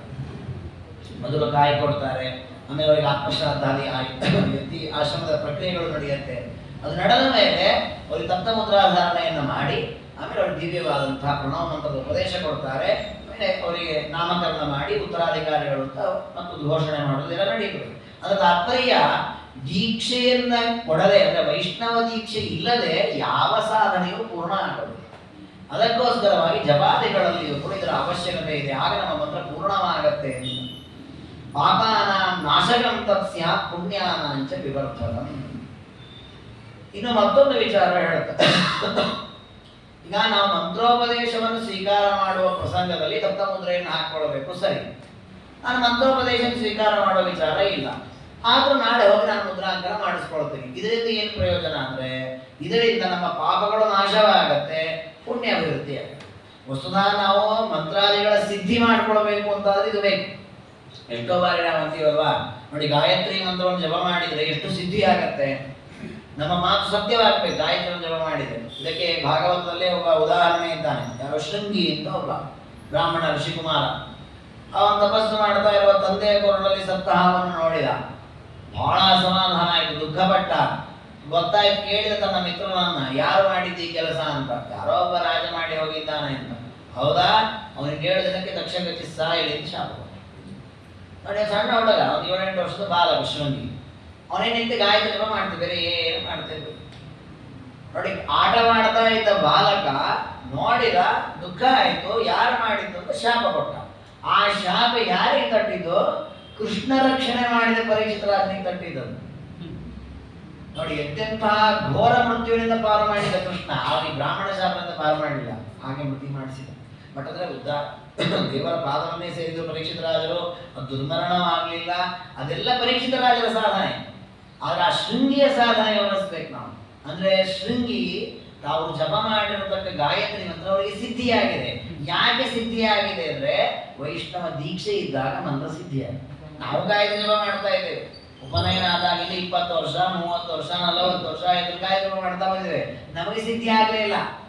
ಆ ಸಿದ್ಧಿ ಆಗಿದ್ರೆ ಇಷ್ಟೊತ್ತಿಗೆ 8 ಜನ ಸತ್ತೋಗ್ಬೇಕಿತ್ತು ನಮ್ಮ ಶಾಪಕ್ಕೆ. ಅದೇ ಗೋಪಾಲ ಅಂತ ಹಿಂದಿನವರಿಗೆ ಆಗಿದೆ. ನಮಗಾಗದೇ ಇಲ್ಲ. ಆಗದೇ ಇರಲಿಕ್ಕೆ ಕಾರಣ ಏನು ಅಂದ್ರೆ ನಮ್ಮಲ್ಲಿ ದೀಕ್ಷೆ ಇಲ್ಲ. ಅಂತರಂಗದಲ್ಲಿಯೂ ದೀಕ್ಷೆ ಬೇಕು, ಬಾಹ್ಯವಾದ ದೀಕ್ಷೆ ಬೇಕು. ಅದಕ್ಕೆ ಹೇಳ್ತಾರೆ, ಯಾರು ದೀಕ್ಷೆಯನ್ನೇ ಹೊತ್ತು ಜಪಾದಿಗಳನ್ನ ಮಾಡ್ತಾರೆ ಅವರಿಗೆ ಆ ಮಂತ್ರಗಳು ಸಿದ್ಧವಾಗತ್ತೆ. ವಿಷ್ಣು ಪ್ರೀತಿಕರಂ ಭೂಯ ತಥೋಪಿ ಪ್ರತ್ಯಹಂಲಿಕೆ ಸ್ವಸ್ವರ್ಣೋಕ್ತ ಪುಂಡ್ರೇಶು ಹೃದಯ ಭಾವಂತರಾದೇಶ. ಹಾಗಾದ್ರೆ ಇಷ್ಟು ಹೇಳಿದ್ದಾರೆ ಅಂತ ಹೇಳಿ ಇನ್ನು ಕೇವಲ ಆಷಾಢ ಶುಕ್ಲ ಪಕ್ಷ ಏಕಾದಶಿ ಅಂತ ಒಂದು ಪರ್ವಕಾಲದಲ್ಲಿ ಮಾತ್ರ ತಪ್ತಮುದ್ರಾಂಕನ ಹಾಕೊಂಡ್ಬಿಟ್ರೆ ಮುಗಿದೋಯ್ತು ಅಂತಿಲ್ಲ. ತಪ್ತಮುದ್ರಾಧಾರಣೆ ಅವತ್ತು, ಉಳಿದ ದಿನ ಊರ್ಧ್ವಪುಂಡ್ರ ಶಂಖಚಕ್ರಾದಿಗಳ ಧಾರಣೆಯನ್ನ ಮಾಡಲೇಬೇಕು. ಮೃದಾವಾಪಿ ಅಂತ ಅದಕ್ಕೆ ಹೇಳಿರೋದ್ರಿಂದ ಗೋಪೀಚಂದನದಿಂದ ಅವುಗಳನ್ನು ಪ್ರತ್ಯಹಂಲಿಕೆ ಪ್ರತಿನಿತ್ಯದಲ್ಲಿಯೂ ಕೂಡ ಧಾರಣೆಯನ್ನ ಮಾಡಬೇಕು. ಹೃದಯ ಬಾಹೂದರಾದಶ, ಹೃದಯದಲ್ಲಿ, ಬಾಹುಗಳಲ್ಲಿ, ಉದರದಲ್ಲಿ ಅದನ್ನು ಧಾರಣೆ ಮಾಡಬೇಕು.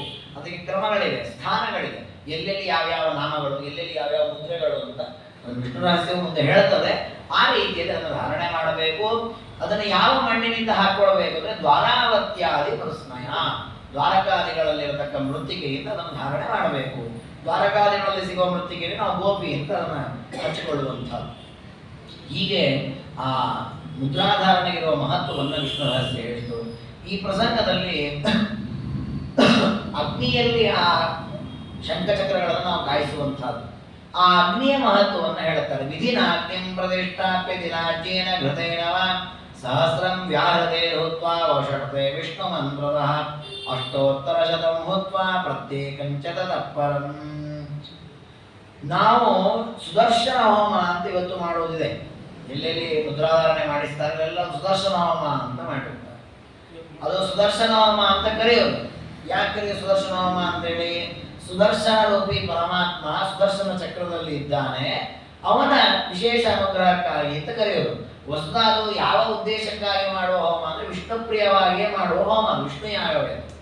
ಅದಕ್ಕೆ ಕ್ರಮ ಏನು ಅಂತ ವಿಷ್ಣು ರಹಸ್ಯ ಹೇಳುತ್ತೆ. ವಿಧಿನ ಅಗ್ನಿ ಪ್ರತಿಷ್ಠಾಪ್ಯ, ವಿಧಿವತ್ತಾಗಿ ಅಂದ್ರೆ ಅಗ್ನಿಮುಖದಲ್ಲಿ ಒಂದು ಪ್ರಯೋಗ ಇದೆ, ಅಗ್ನಿ ಸ್ಥಾಪನ ಮಾಡುವ ಕ್ರಮ. ಆ ಕ್ರಮದಲ್ಲಿ ಅಗ್ನಿಯನ್ನು ಸ್ಥಾಪನೆ ಮಾಡಿ ಆಜ್ಯದಿಂದ ತಿಲೇನ ಎಳ್ಳಿನಿಂದ ಆಹುತಿಯನ್ನು ಕೊಡುವಂಥದ್ದು. ಎಷ್ಟು? 1000 ಬಾರಿ ಆಹುತಿ ಕೊಡಬೇಕು. ಯಾವ ಮಂತ್ರದಿಂದ? ವ್ಯಾಹೃತೆ ಪ್ರಣವ ಮಂತ್ರದಿಂದ ಆಹುತಿ.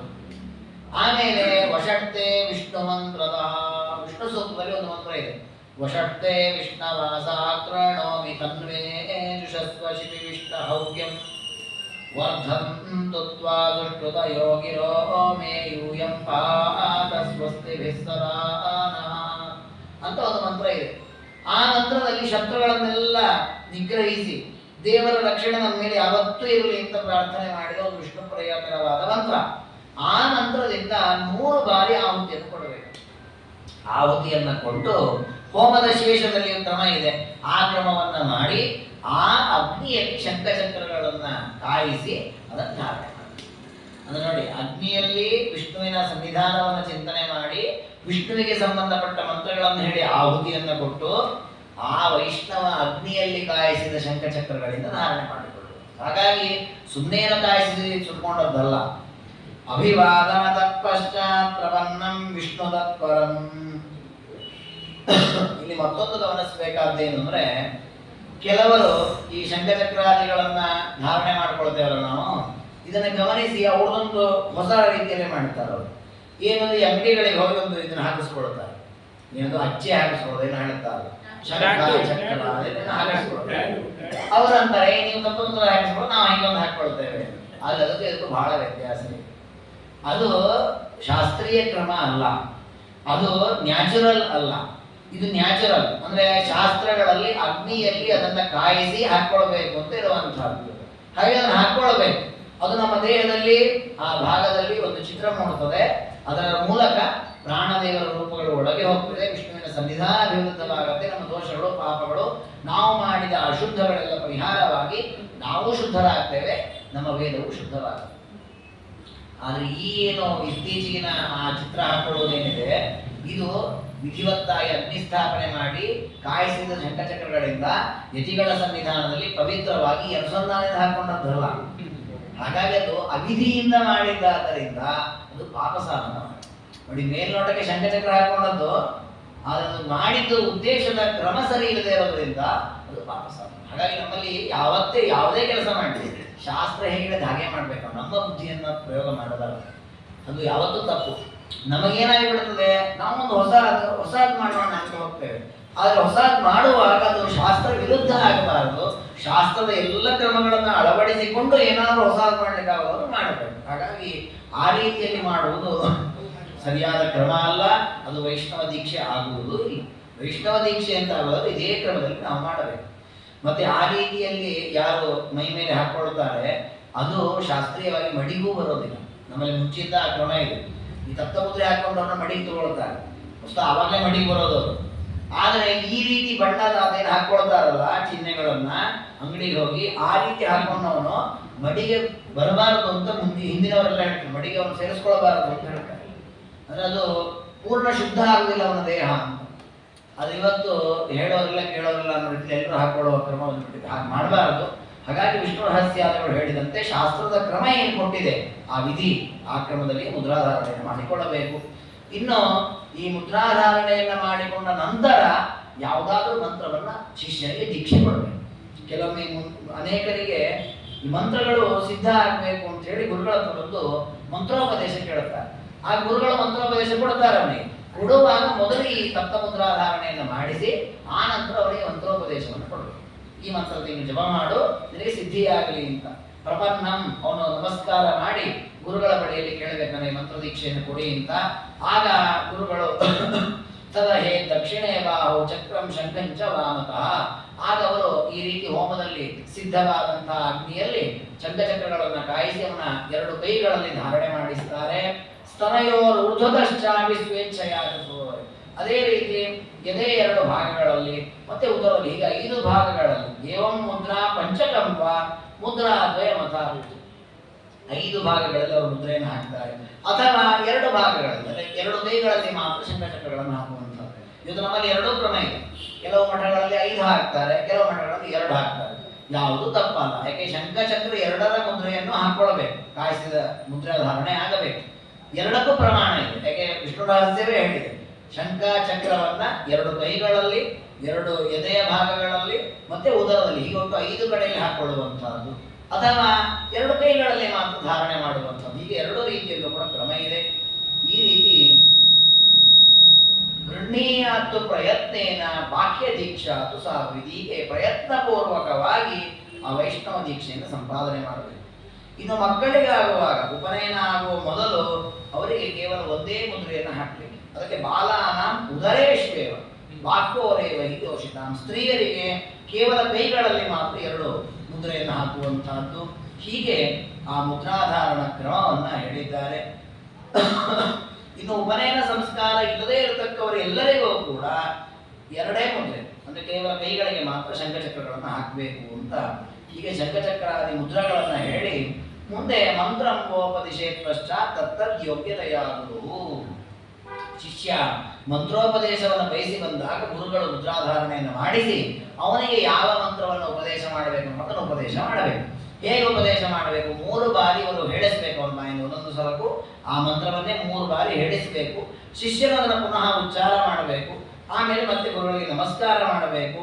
ಗುರುಗಳು ಪ್ರಸನ್ನರಾಗಿ ನಿನಗೆ ಈ ಮಂತ್ರ ಸಿದ್ಧಿಸಲಿ ಅಂತ ಹೇಳಿ ಅವನ ತಲೆ ಮೇಲೆ ಕೈ ಇಟ್ಟು ಆಶೀರ್ವಾದ ಮಾಡಬೇಕು. ಪ್ರಸನ್ನೋ ಭವತಾ ವಿಷ್ಣು ತತ್ತನ್ ಮಂತ್ರಾಧಿದೇವತಾ ಇತ್ಯಾಶಿಷಂ ಪ್ರಯುಜ್ಯಾತ ನ್ಯಸೇತ್ ತನ್ನಮಸ್ತಕೇಕರಂ. ನೀವು ನೋಡಿರ್ತೀರಿ, ಯತಿಗಳಿಗೆ ಆಶ್ರಮ ಕೊಟ್ಟ ಹಳೆಯ ಚಿತ್ರಗಳನ್ನು ಫೋಟೋ ಹಾಕಿದಾಗ ಗುರುಗಳು ಈ ತಲೆ ಮೇಲೆ ಕೈ ಇಟ್ಟಿರ್ತಾರೆ, ಶಿಷ್ಯರಿಗೆ ಕೂತಿರ್ತಾರೆ. ಅದೆಲ್ಲ ಸುಮ್ಮನೆ ನಾಟಕ ಮಾಡಿದ ಫೋಟೋಗಳಲ್ಲ, ಅದು ಕ್ರಮ, ವಿಧಿ. ಏನು ಗುರುಗಳು ಕೈ ಇಡಬೇಕು ತಲೆ ಮೇಲೆ. ಕೈ ಇಟ್ಟಾಗ ಆ ಗುರುಗಳ ಆಶೀರ್ವಾದದಿಂದ ಶಿಷ್ಯ ತಾನೇನು ಜಪ ಮಾಡ್ತಾನೆ ಆ ಮಂತ್ರಗಳೆಲ್ಲವೂ ಸಿದ್ಧಿಯಾಗ. ಅದಕ್ಕೆ ಆಚಾರ್ಯರು ತಂತ್ರಸಾರದಲ್ಲಿ ಈ ಮಂತ್ರೋಪದೇಶಗಳನ್ನೆಲ್ಲ ಹೇಳುವಾಗ ಹೇಳ್ತಾರೆ, ಗುರುಗಳ ಅನುಗ್ರಹವನ್ನು ಸಂಪಾದಿಸಿ. ಗುರು ಅನುಗ್ರಹ ಇಲ್ಲ ಅಂತಾದರೆ ನೀವು ಎಷ್ಟೇ ಮಂತ್ರ ಜಪ ಮಾಡಿ ಆ ಮಂತ್ರಗಳು ಸಿದ್ಧಿಯನ್ನು ಕೊಡಲ್ಲ. ಹಾಗಾಗಿ ಗುರು ಅನುಗ್ರಹ ಪೂರ್ವಕವಾಗಿ ಮಂತ್ರಗಳ ಜಪವನ್ನು ಮಾಡಬೇಕು. ಅದಕ್ಕೆ ನೋಡಿ, ನಾವು ಯಾವುದೇ ಮಂತ್ರ ಜಪ ಮಾಡುವಾಗಲೂ ಮೊದಲು ಗುರು ನಮಸ್ಕಾರ ಮಾಡ್ತೇವೆ. ಶ್ರೀ ಗುರುಭ್ಯೋ ನಮಃ, ಪರಮ ಗುರುಭ್ಯೋ ನಮಃ ಅಂತ. ಅಲ್ಲಿ ಶ್ರೀ ಗುರುಭ್ಯೋ ನಮಃ ಅಂತ ಹೇಳುದು ಯಾರನ್ನ? ಬೇರೆ ಯಾರನ್ನೂ ಅಲ್ಲ, ನಮಗೆ ಯಾರು ಉಪದೇಶ ಕೊಟ್ಟಿದ್ದಾರೆ ಅವರಿಗೆ ಶ್ರೀ ಗುರುಭ್ಯೋ ನಮಃ ಅಂತ ನಮಸ್ಕಾರ. ಅವರ ಗುರುಗಳಿಗೆ ಪರಮ ಗುರುಭ್ಯೋ ನಮಃ ಅಂತ ನಮಸ್ಕಾರ. ಆಮೇಲೆ ಮಧ್ವಾಚಾರ್ಯರಿಗೆ, ವೇದವ್ಯಾಸರಿಗೆ, ಎಲ್ಲ ಮೂಲ ಗುರುಗಳಿಗೆಲ್ಲ ನಮಸ್ಕಾರಗಳು. ಹಾಗಾಗಿ ನಮಗೆ ಯಾರು ಮಂತ್ರ ಉಪದೇಶವನ್ನು ಕೊಟ್ಟಿದ್ದಾರೆ ಅವರನ್ನು ಚೆನ್ನಾಗಿ ಸೇವೆ ಮಾಡಿ ಅವರ ಪ್ರಸನ್ನತೆಯನ್ನು ಸಂಪಾದಿಸಬೇಕು. ಅವರು ಉಪದೇಶವನ್ನು ಕೊಟ್ಟು ತಲೆ ಮೇಲೆ ಕೈ ಇಟ್ಟು ನಿನಗೆ ಪರಮಾತ್ಮನ ಆ ಮಂತ್ರ ಸಿದ್ಧಿಸಲಿ. ನಮಗೆ ಧನ್ವಂತರಿ ಮಂತ್ರ ಬೇಕಿತ್ತು, ಹೋದ್ವಿ ಗುರುಗಳ ಬಳಿಯಲ್ಲಿ ನಮಸ್ಕಾರ ಮಾಡಿ, ಗುರುಗಳೇ ನನಗೆ ಆ ಮಂತ್ರವನ್ನು ಉಪದೇಶ ಕೊಡಿ ಅಂತ ಕೇಳ್ತೇವೆ. ಗುರುಗಳು ಹೌದಾ ಇರ್ತಾರೆ ಸಭಾ ಅಂತ ಹೇಳಿ ನಮಗೆ ವೈಷ್ಣವ ದೀಕ್ಷೆಯನ್ನು ಕೊಟ್ಟು ಕಿವಿಯಲ್ಲಿ ಆ ಮಂತ್ರವನ್ನು ಉಪದೇಶ ಮಾಡಿ ತಲೆ ಮೇಲೆ ಕೈ ಇಟ್ಟು ನಿಮಗೆ ಧನ್ವಂತರಿ ಮಂತ್ರ ಸಿದ್ಧಿಸಲಿ ಅಂತ ಹೇಳಿದರೆ ನಿಶ್ಚಯವಾಗಿ ಧನ್ವಂತರಿ ಮಂತ್ರ ಸಿದ್ಧಿಸಲಿ. ಅದೆಲ್ಲ ಬಿಟ್ಟು ನಾನೇ ನನಗನಿಸ್ತು ಯಾವುದೋ ಪುಸ್ತಕದಲ್ಲಿ ಬರೆದಾರೆ ಈ ಮಂತ್ರ, ನಾಳೆ ನಾನು ಜಪ ಮಾಡಿಬಿಡ್ತೇನೆ, ನಯಾ ಪೈಸಾ ಪ್ರಯೋಜನ ಆಗಿದೆ. ನಾವು ಸುಮ್ಮನೆ ಮಾಡಿದ್ದೆ ಅಷ್ಟೇ, ಸಮಯ ಆಯಿತು, ಒಂದಿಟ್ಟು ದೇವರ ನಾಮಸ್ಮರಣೆ ಆಯಿತು ಅಂತ ಹೇಳ್ಬೋದು. ಅದು ಮಂತ್ರ ಸಿದ್ಧಿ ಆಗ್ಲಿಕ್ಕೆ ಅದು ಉಪಯೋಗ ಆಗುವುದಿಲ್ಲ. ಹಾಗಾಗಿ ಪರಸ್ಪರಂ ನಿರೀಕ್ಷ್ಯಾತ ಪ್ರೀತ್ಯ ಶಿಷ್ಯಂ ವಿಸರ್ಜಯತಿ. ಹೀಗೆ ಶಿಷ್ಯನನ್ನ ನೋಡಿ ತಮ್ಮ ಕಣ್ಣೋಟದಿಂದ ಅವನಿಗೆ ಆಶೀರ್ವಾದವನ್ನು ಮಾಡಿ ಗುರುಗಳು ದೀಕ್ಷೆಯನ್ನು ಕೊಡಬೇಕು. ದೀಕ್ಷೆಯನ್ನು ಕೊಟ್ಟ ಮೇಲೆ ಗುರುಗಳು ನೋಡಿ, ಯಾಕೆ ಗುರುಗಳು ಅನುಗ್ರಹ ಮಾಡಿದಾಗ ಶಿಷ್ಯನಿಗೆ ಅನುಕೂಲ ಆಗತ್ತೆ ಅಂತಂದ್ರೆ, ಗುರುಗಳು ತಲೆ ಮೇಲೆ ಕೈ ಇಟ್ಟು ಆಶೀರ್ವಾದ ಮಾಡಿ ಏನಂತಾರವರು ಅಂದ್ರೆ, ದೇವರ ಕೃಪೆಯಿಂದ ಇವರು ಚೆನ್ನಾಗಿ ಸಿದ್ಧಿಯನ್ನು ಪಡ್ಕೊಳ್ಳಿ, ಈ ಶಿಷ್ಯ ದೇವರಿಗೆ ಅರ್ಪಿತ ಅಂತ ದೇವರಿಗೆ ಅರ್ಪಣೆ ಮಾಡುತ್ತಾರೆ. ಕೃಪಯಾ ಪ್ರಗೃಹಣೀತಂ ವಾಸುದೇವೇ ಸಮರ್ಪೈ. ಹಾಗಾದ್ರೆ ನೋಡಿ, ಯಾಕೆ ಗುರುಗಳ ಮೂಲಕ ಬರಬೇಕು ಅನ್ನೋದಂದ್ರೆ, ಗುರುಗಳು ನಮ್ಮನ್ನ ದೇವರ ತನಕ ಕರ್ಕೊಂಡು ಹೋಗ್ತಾರೆ. ಹಾಗೆ ಗುರುಗಳ ಮೂಲಕವೇ ಮಂತ್ರ ಅನುಗ್ರಹ, ಗುರುಗಳ ಮೂಲಕವೇ ವೈಷ್ಣವ ದೀಕ್ಷೆಯನ್ನು ಸಂಪಾದಿಸುವಂತಹದ್ದು. ಹೀಗೆ ದೀಕ್ಷೆಯ ವಿಧಾನ ಪರಮಾತ್ಮ ಹೇಳಿದ್ದಾನೆ. ಇಲ್ಲಿ ಒಂದು ಹಿಂದೆ ಒಂದು ಸಂದೇಹ ಬಂದಿತ್ತು, ಮುಂದೆಯೂ ಆ ಸಂದೇಹವನ್ನು ಬ್ರಹ್ಮದೇವ ವ್ಯಕ್ತಪಡಿಸುತ್ತಾರೆ. ಈಗ ನಮ್ಮಲ್ಲಿ ಅನೇಕರು ಇವತ್ತು ಜಾತಿ ವ್ಯವಸ್ಥೆ ಇಲ್ಲ, ಎಲ್ಲ ವ್ಯವಸ್ಥೆಯಾಗಿ ಸಾಂಕರ್ಯ ಆಗಿದೆ. ಮುಂಚೆ ಎಲ್ಲ ಒಂದು ವ್ಯವಸ್ಥೆ ಇತ್ತು, ಈ ಊರಿನ ಹೊರಗೆ ಇರುವಂತಹ ಕೆಲವು ಜಾತಿಯ ವ್ಯವಸ್ಥೆ ಇತ್ತು, ಅವ್ರು ನೋಡ್ಲಿಕ್ಕಿಲ್ಲ, ಸ್ಪರ್ಶ ಮಾಡ್ಲಿಕ್ಕಿಲ್ಲ ಅಂತ ಇದೆ. ಹಾಗಾದ್ರೆ ಅವರಿಗೆ ವೈಷ್ಣವ ದೀಕ್ಷೆ ಕೊಡುವ ವ್ಯವಸ್ಥೆ ಹೇಗೆ? ಈಗ ನೀವು ಬ್ರಾಹ್ಮಣರಿಗೆ ವೈಷ್ಣವ ದೀಕ್ಷೆ ಕೊಡ್ತೀರಿ, ವೈಶ್ಯರಿಗೆ ಕೊಡ್ತೀರಿ, ಶೂದ್ರಿಗೆಲ್ಲ ಕೊಡ್ತೀರಿ, ಅಂತ್ಯಜರು ಹೊರಗೆ ಇದ್ದಾರೆ ಕೆಲವರೆಲ್ಲ. ಇವತ್ತಿನ ಕಾಲಘಟ್ಟದಲ್ಲಿ ಯಾರು ಧರ್ಮಶಾಸ್ತ್ರ ಆಗಲಿ ಅಥವಾ ಈ ಚೌಕಟ್ಟನ್ನು ಮೀರ್ತಾರೆ ಅದು ಬೇರೆ ವಿಷಯ. ಶಾಸ್ತ್ರೀಯ ದೃಷ್ಟಿಯಲ್ಲಿ ಆಲೋಚನೆ ಮಾಡುವಾಗ ಆ ರೀತಿಯ ವ್ಯವಸ್ಥೆಯ ದೃಷ್ಟಿಯಿಂದ ನೋಡಿದ್ರೆ, ಹಾಗಾದ್ರೆ ಅವರಿಗೆಲ್ಲ ವೈಷ್ಣವ ದೀಕ್ಷೆ ಕೊಡ್ಲಿಕ್ಕಿಲ್ವಾ? ಅವರು ವಿಷ್ಣು ಭಕ್ತರಾಗಬಾರ್ದ? ಹಾಗಾದ್ರೆ ಅವರಿಗೆ ಹೇಗೆ ಕೊಡೋದು ಅಂದ್ರೆ, ಅದಕ್ಕೆ ಹಯಗ್ರೀವ ದೇವರಂತಾರೆ, ಇಲ್ಲ ಅವರಿಗೂ ಕೂಡ ವೈಷ್ಣವ ದೀಕ್ಷೆ ಕೊಡಬೇಕು. ಅವರು ವಿಷ್ಣು ಭಕ್ತಿಯನ್ನು ಮಾಡ್ತೇನೆ ಅಂತಾರೆ, ಅವರಿಗೂ ವೈಷ್ಣವ ದೀಕ್ಷೆಯನ್ನು ಕೊಡಬೇಕು. ಹಾಗಾದ್ರೆ ಅವ್ರಿಗೆ ಹೇಗೆ ಕೊಡೋದು ವೈಷ್ಣವ ದೀಕ್ಷೆ? ಜ್ಞಾನತೋ ವಾಧಿಕಾಯಸ್ಯ ಕುಲಸ್ಯ ಗುರವೋಪಿಯೇ ಪಿತಾ ಭ್ರಾತಾ ಪ್ರಿಯೋ ಜ್ಯೇಷ್ಠಃ ಪಿತೃವ್ಯೋ ಮಾತುಲಸ್ತದ. ಹಯಗ್ರೀವ ದೇವರು ಹೇಳ್ತಾರೆ, ಯಾರು ಜ್ಯೇಷ್ಠರು ಅಂತ ಇದ್ದಾರೆ ಅಂದ್ರೆ ಜ್ಞಾನದಿಂದಾಗಲಿ ವಯಸ್ಸಿನಿಂದಾಗಲಿ ಅವರು ಅವರಿಗೆ ವೈಷ್ಣವ ದೀಕ್ಷೆಯನ್ನು ಕೊಡಬೇಕು. ಅಂದ್ರೆ ಮಂತ್ರ ದೀಕ್ಷೆಯನ್ನಾಗಲಿ ಮುದ್ರಾಧಾರಣಾದಿಗಳನ್ನಾಗಲಿ ಮಾಡಬಹುದು. ವಿಶೇಷವಾಗಿ ಯತಿಗಳು ಮಾಡಬಹುದು. ಆದರೆ ಅಲ್ಲಿ ಮಾಡುವಾಗ ಹೇಗೆ ವ್ಯವಸ್ಥೆ? ಯತಿಗಳು ಉಳಿದವರಿಗೆ ಮಾಡ್ತಾರೆ ಅಂತ ಹೇಳಿ ಯತಿಗಳಿಗೆ ಇನ್ನೊಬ್ರು ಮಾಡ್ಲಿಕ್ಕೆ ಬರೋದು. ಅಂದ್ರೆ ನೋಡಿ, ನಾನೊಬ್ಬ ಬ್ರಹ್ಮಚಾರಿ, ನಾನೊಬ್ಬ ಗೃಹಸ್ಥ, ನಾನೊಬ್ಬ ವಾನಪ್ರಸ್ಥ, ನಮಗೆಲ್ಲರಿಗೂ ಯತಿಗಳು ಮುದ್ರಾಧಾರಣೆಯನ್ನು ಕೊಟ್ಟು ವೈಷ್ಣವ ದೀಕ್ಷೆಯನ್ನು ಕೊಡಬಹುದು. ಆದರೆ ಯತಿಗಳು ಬ್ರಹ್ಮಚಾರಿಗೂ ಕೊಟ್ಟರು, ಯತಿಗಳು ಯತಿಗಳಿಗೂ ಕೊಟ್ಟರು. ಹಾಗೆ ಬ್ರಹ್ಮಚಾರಿ ಯತಿಗಳಿಗೆ ಕೊಡಬಹುದಾ? ಗೃಹಸ್ಥ ಯತಿಗಳಿಗೆ ಕೊಡಬಹುದಾ? ಇಲ್ಲ. ಯತೈನಾಂ ಯತಯಃ ಪ್ರೋಕ್ತ ಗುರವು ಅಂತಿ ನೈಕು. ಅದೇ ರೀತಿ ಬ್ರಾಹ್ಮಣರಾದವರು ಉಳಿದ ಎಲ್ಲರಿಗೂ ಕೂಡ ತತ್ವೋಪದೇಶವನ್ನು ಮಾಡಬಹುದು, ವೈಷ್ಣವ ದೀಕ್ಷೆಯನ್ನು ಕೊಡಬಹುದು. ಆದರೆ ಬ್ರಾಹ್ಮಣರಿಗೆ ಮತ್ತೊಬ್ಬರು ಒಂದು ವೈಷ್ಣವ ದೀಕ್ಷೆಯನ್ನು ಕೊಡುವ ಕ್ರಮ ಇಲ್ಲ. ಇದು ವೈಷ್ಣವ ದೀಕ್ಷೆಯಲ್ಲಿ ಮಾತ್ರ ಅಲ್ಲ, ಯಾವುದೇ ವಿದ್ಯೋಪದೇಶದ ವಿಷಯದಲ್ಲಿಯೂ ಕೂಡ ಈ ಕ್ರಮ ಇಲ್ಲ ಶಾಸ್ತ್ರೀಯವಾಗಿ. ಇವತ್ತಿನ ನೀವು ಕಾಲಘಟ್ಟದಲ್ಲಿ ಮತ್ತೆ ಬ್ರಾಹ್ಮಣರನ್ನ ಆಡ್ಕೊಳ್ತಾರೆ, ಬ್ರಾಹ್ಮಣ ಬಿಡಪ್ಪ ತಂದೆ ದೊಡ್ಡದು ತಿಳ್ಕೊಳ್ತಾರೆ ಅಂತ ಆಡ್ಕೊಳ್ತಾರೆ. ಅದು ಅವರವರ ಹುಚ್ಚಾಟಗಳು. ಧರ್ಮಶಾಸ್ತ್ರದ ವ್ಯವಸ್ಥೆಯಲ್ಲಿ ಗುರುಸ್ಥಾನದಲ್ಲಿ ಕೂತ್ಕೊಂಡು ಉಪದೇಶ ಮಾಡುವ ಅಧಿಕಾರ ಇರುವುದು ಬ್ರಾಹ್ಮಣನಿಗೆ. ಯಾಕೆ ಅಂದರೆ ಸಹಜವಾದ ಯೋಗ್ಯತೆ, ಸ್ವರೂಪಭೂತವಾದ ಯೋಗ್ಯತೆ ಏನು ಗೊತ್ತಿಲ್ಲ ಯಾರಿಗೂ ಕೂಡ. ಆದರೆ ದೈಹಿಕವಾಗಿ ವಿದ್ಯೆಯನ್ನು ಚೆನ್ನಾಗಿ ಸಂಪಾದಿಸಿ ಅದನ್ನು ಉಳಿಸಿಕೊಂಡು ಸಮಾಜಕ್ಕೆ ಕೊಡಬಹುದಾದಂತಹ ಸಾಮರ್ಥ್ಯ ಇರೋದು ಬ್ರಾಹ್ಮಣ ದೇಹಕ್ಕೆ. ಬ್ರಾಹ್ಮಣ ದೇಹಕ್ಕೆ ನೀನು ಹೋಗಿ ಯುದ್ಧ ಮಾಡು ಅದನ್ನು ಮಾಡೋದು ಆ ದೇಹಕ್ಕೆ ಆ ಸಾಮರ್ಥ್ಯ ಇಲ್ಲ. ಇದು ಇವತ್ತು ಯಾರು ಒಪ್ತಾರೋ ಬಿಡ್ತಾರೋ ಬೇರೆ ವಿಷಯ. ಶಾಸ್ತ್ರದ ಹಿನ್ನೆಲೆ ನೋಡೋದನ್ನು ಮಾತ್ರ ನಾವು ತಿಳ್ಕೊಳ್ಳುವಂಥದ್ದು. ಯಾಕಂದ್ರೆ ನಾಳೆ ಇದನ್ನ ಹೇಳಿ ಆಚಾರ್ಯ ಹಿಂಗಂತಾರಪ್ಪ ಜಾತಿ ವ್ಯವಸ್ಥೆ ಮಾತಾಡ್ತಾರೆ ಅಂತ, ಅದು ಮೂರ್ಖತನ. ಅದು ಧರ್ಮಶಾಸ್ತ್ರ ಕೊಟ್ಟಂತಹ ಚೌಕಟ್ಟಿನ ವ್ಯವಸ್ಥೆ ಏನಂದ್ರೆ ನಿಮ್ಮ ನಿಮ್ಮ ಕರ್ತವ್ಯ ನೀವು ಮಾಡಿ. ಕೃಷ್ಣದೇವರನ್ನ ಹೇಳಿದ್ರ ಸ್ವೇ ಸ್ವೇ ಕರ್ಮಣ್ಯಭಿರತ ಸಂಸಿದ್ಧಿಂ ಪರಮಾಂಗತ. ಅರ್ಜುನರು ಹೋಗಿ ಮೂಲೆಯಲ್ಲಿ ಕೂತ್ಕೊಂಡು ನಾನು ಜಪ ಮಾಡ್ತೇನೆ ಎಂದರು ಕೃಷ್ಣದೇವರ. ಈ ಯುದ್ಧ ಬೇಡ ನನಗೆ, ನಾನು ಹೋಗ್ತೇನೆ, 70 ವರ್ಷ ಆಗಿದೆ ನನಗೆ, ಸಾಕು, ಈ ರಾಜ್ಯ ಬೇಡ, ವೈಭವ ಬೇಡ, ಯಾವ ಯುದ್ಧ ಬೇಡ, ಯಾವ ಬಾಂಧವರನ್ನ ಕೊಲ್ಲೋದು ಬೇಡ, ಕಾಟಲ್ಲಿ ಕೂತ್ಕೊಂಡು ನನ್ನ ಪಾಡಿ ನಾನು ತಪಸ್ಸು ಮಾಡ್ತೇನೆ. ಕೃಷ್ಣದೇವರು ಹೋ ಅನ್ಬೋದಿತ್ತಲ್ವಾ, ಯುದ್ಧವೇ ಆಗ್ತಾ ಇರಲಿಲ್ಲ. ಕೃಷ್ಣದೇವರಂತ ಯುದ್ಧ ಮಾಡು ಅಂತ ಹೇಳಿಲ್ಲ ಕೃಷ್ಣ, ನಿನ್ನ ಕರ್ತವ್ಯ ನೀನು ಮಾಡು ಅಂತದೆ. ಅದು ವಸ್ತುವಿನ ಪ್ರಚಾರ ಆಗಿದ್ದೇನೆ ಕೃಷ್ಣನೇ ಯುದ್ಧ ಮಾಡಿಸಿದ್ದು ಅಂತ. ಕೃಷ್ಣ ಯುದ್ಧ ಮಾಡಿಸಿದ್ದಲ್ಲ, ಅರ್ಜುನನ ಕರ್ತವ್ಯವನ್ನು ಅರ್ಜುನ ಮೂಲಕ ಮಾಡಿಸಿದ್ದು ಕೃಷ್ಣ. ಹಾಗಾದ್ರೆ ನಮ್ಮ ಕರ್ತವ್ಯ ನಮಗೆ ಪ್ರಧಾನವೇ ವಿನಃ ಅದು ಸಣ್ಣದು ದೊಡ್ಡದು ಅವರೇನಂತಾರೆ ಇವರೇನಂತಾರೆ ಅಂತ ನಮ್ಮ ಸಂಬಂಧವೇ ಇಲ್ಲ. ಆ ದೃಷ್ಟಿಯಲ್ಲಿ ಇಲ್ಲಿ ದೀಕ್ಷಾ ವಿಧಿಯನ್ನು ಹೇಳುವಾಗ ವಿಷ್ಣು ರಹಸ್ಯ ಹೇಳ್ತದೆ, ಯತಿಗಳಿಗೆ ಮತ್ತೊಬ್ಬರು ವೈಷ್ಣವ ದೀಕ್ಷೆಯನ್ನು ಕೊಡ್ಲಿಕ್ಕೆ ಆಗಲ್ಲ. ಅವರಿಗೆ ಯಾವತ್ತೂ ಗುರುಸ್ಥಾನದಲ್ಲಿರೋದು ಯತಿಗಳೇ ಅವರಿಗೆ ಗುರುಸ್ಥಾನದಲ್ಲಿ ಇರ್ತಾರೆ. ಅವರಿಂದಲೇ ಅವರು ವೈಷ್ಣವ ದೀಕ್ಷೆಯನ್ನು ಸ್ವೀಕಾರ ಮಾಡುವಂತಹದ್ದು. ನೈಷ್ಠಿಕ ವ್ರತಿನ ಪ್ರೋಕ್ತೋ ನೈಷ್ಠಿಕ ವ್ರತವಾನ್ ಗುರು.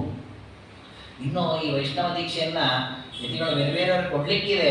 ಹಾಗಾಗಿ ಆ ಯತಿ ದೀಕ್ಷೆ ವೈಷ್ಣವ ದೀಕ್ಷೆಯನ್ನು ಕೊಡಬೇಕಾದ ಕಾರಣ ನೈಷ್ಠಿಕ ವ್ರತದಲ್ಲಿ ಅಂದರೆ ನಿಷ್ಠೆಯಿಂದ ಬ್ರಹ್ಮಚರ್ಯವನ್ನ ಇಂದ್ರಿಯ ನಿಗ್ರಹವನ್ನು ಚೆನ್ನಾಗಿ ಸಂಪಾದಿಸಬೇಕಾದ್ದು ಅದು ಅವರ ಕರ್ತವ್ಯ ಅಂತ ಅದರ ನಿರೂಪಣೆಯನ್ನು ಮಾಡುತ್ತಾರೆ. ಅದಾದ ಮೇಲೆ ಈಗ ಆ ಹಿಂದಿನ ಪ್ರಶ್ನೆಗೆ ಅಂದ್ರೆ ಅಸ್ಪೃಶ್ಯರು ಅವರಿಗೂ ಕೂಡ ನಾವು ಮುದ್ರಾಧಾರಣೆ ಮಾಡುವುದು ಹೇಗೆ ಅಂತ ಪ್ರಶ್ನೆ ಬಂದಾಗ ಅದಕ್ಕೆ ಒಂದು ಒಳ್ಳೆ ದೃಷ್ಟಾಂತವನ್ನು ವಿಷ್ಣು ರಹಸ್ಯ ಹೇಳುತ್ತದೆ.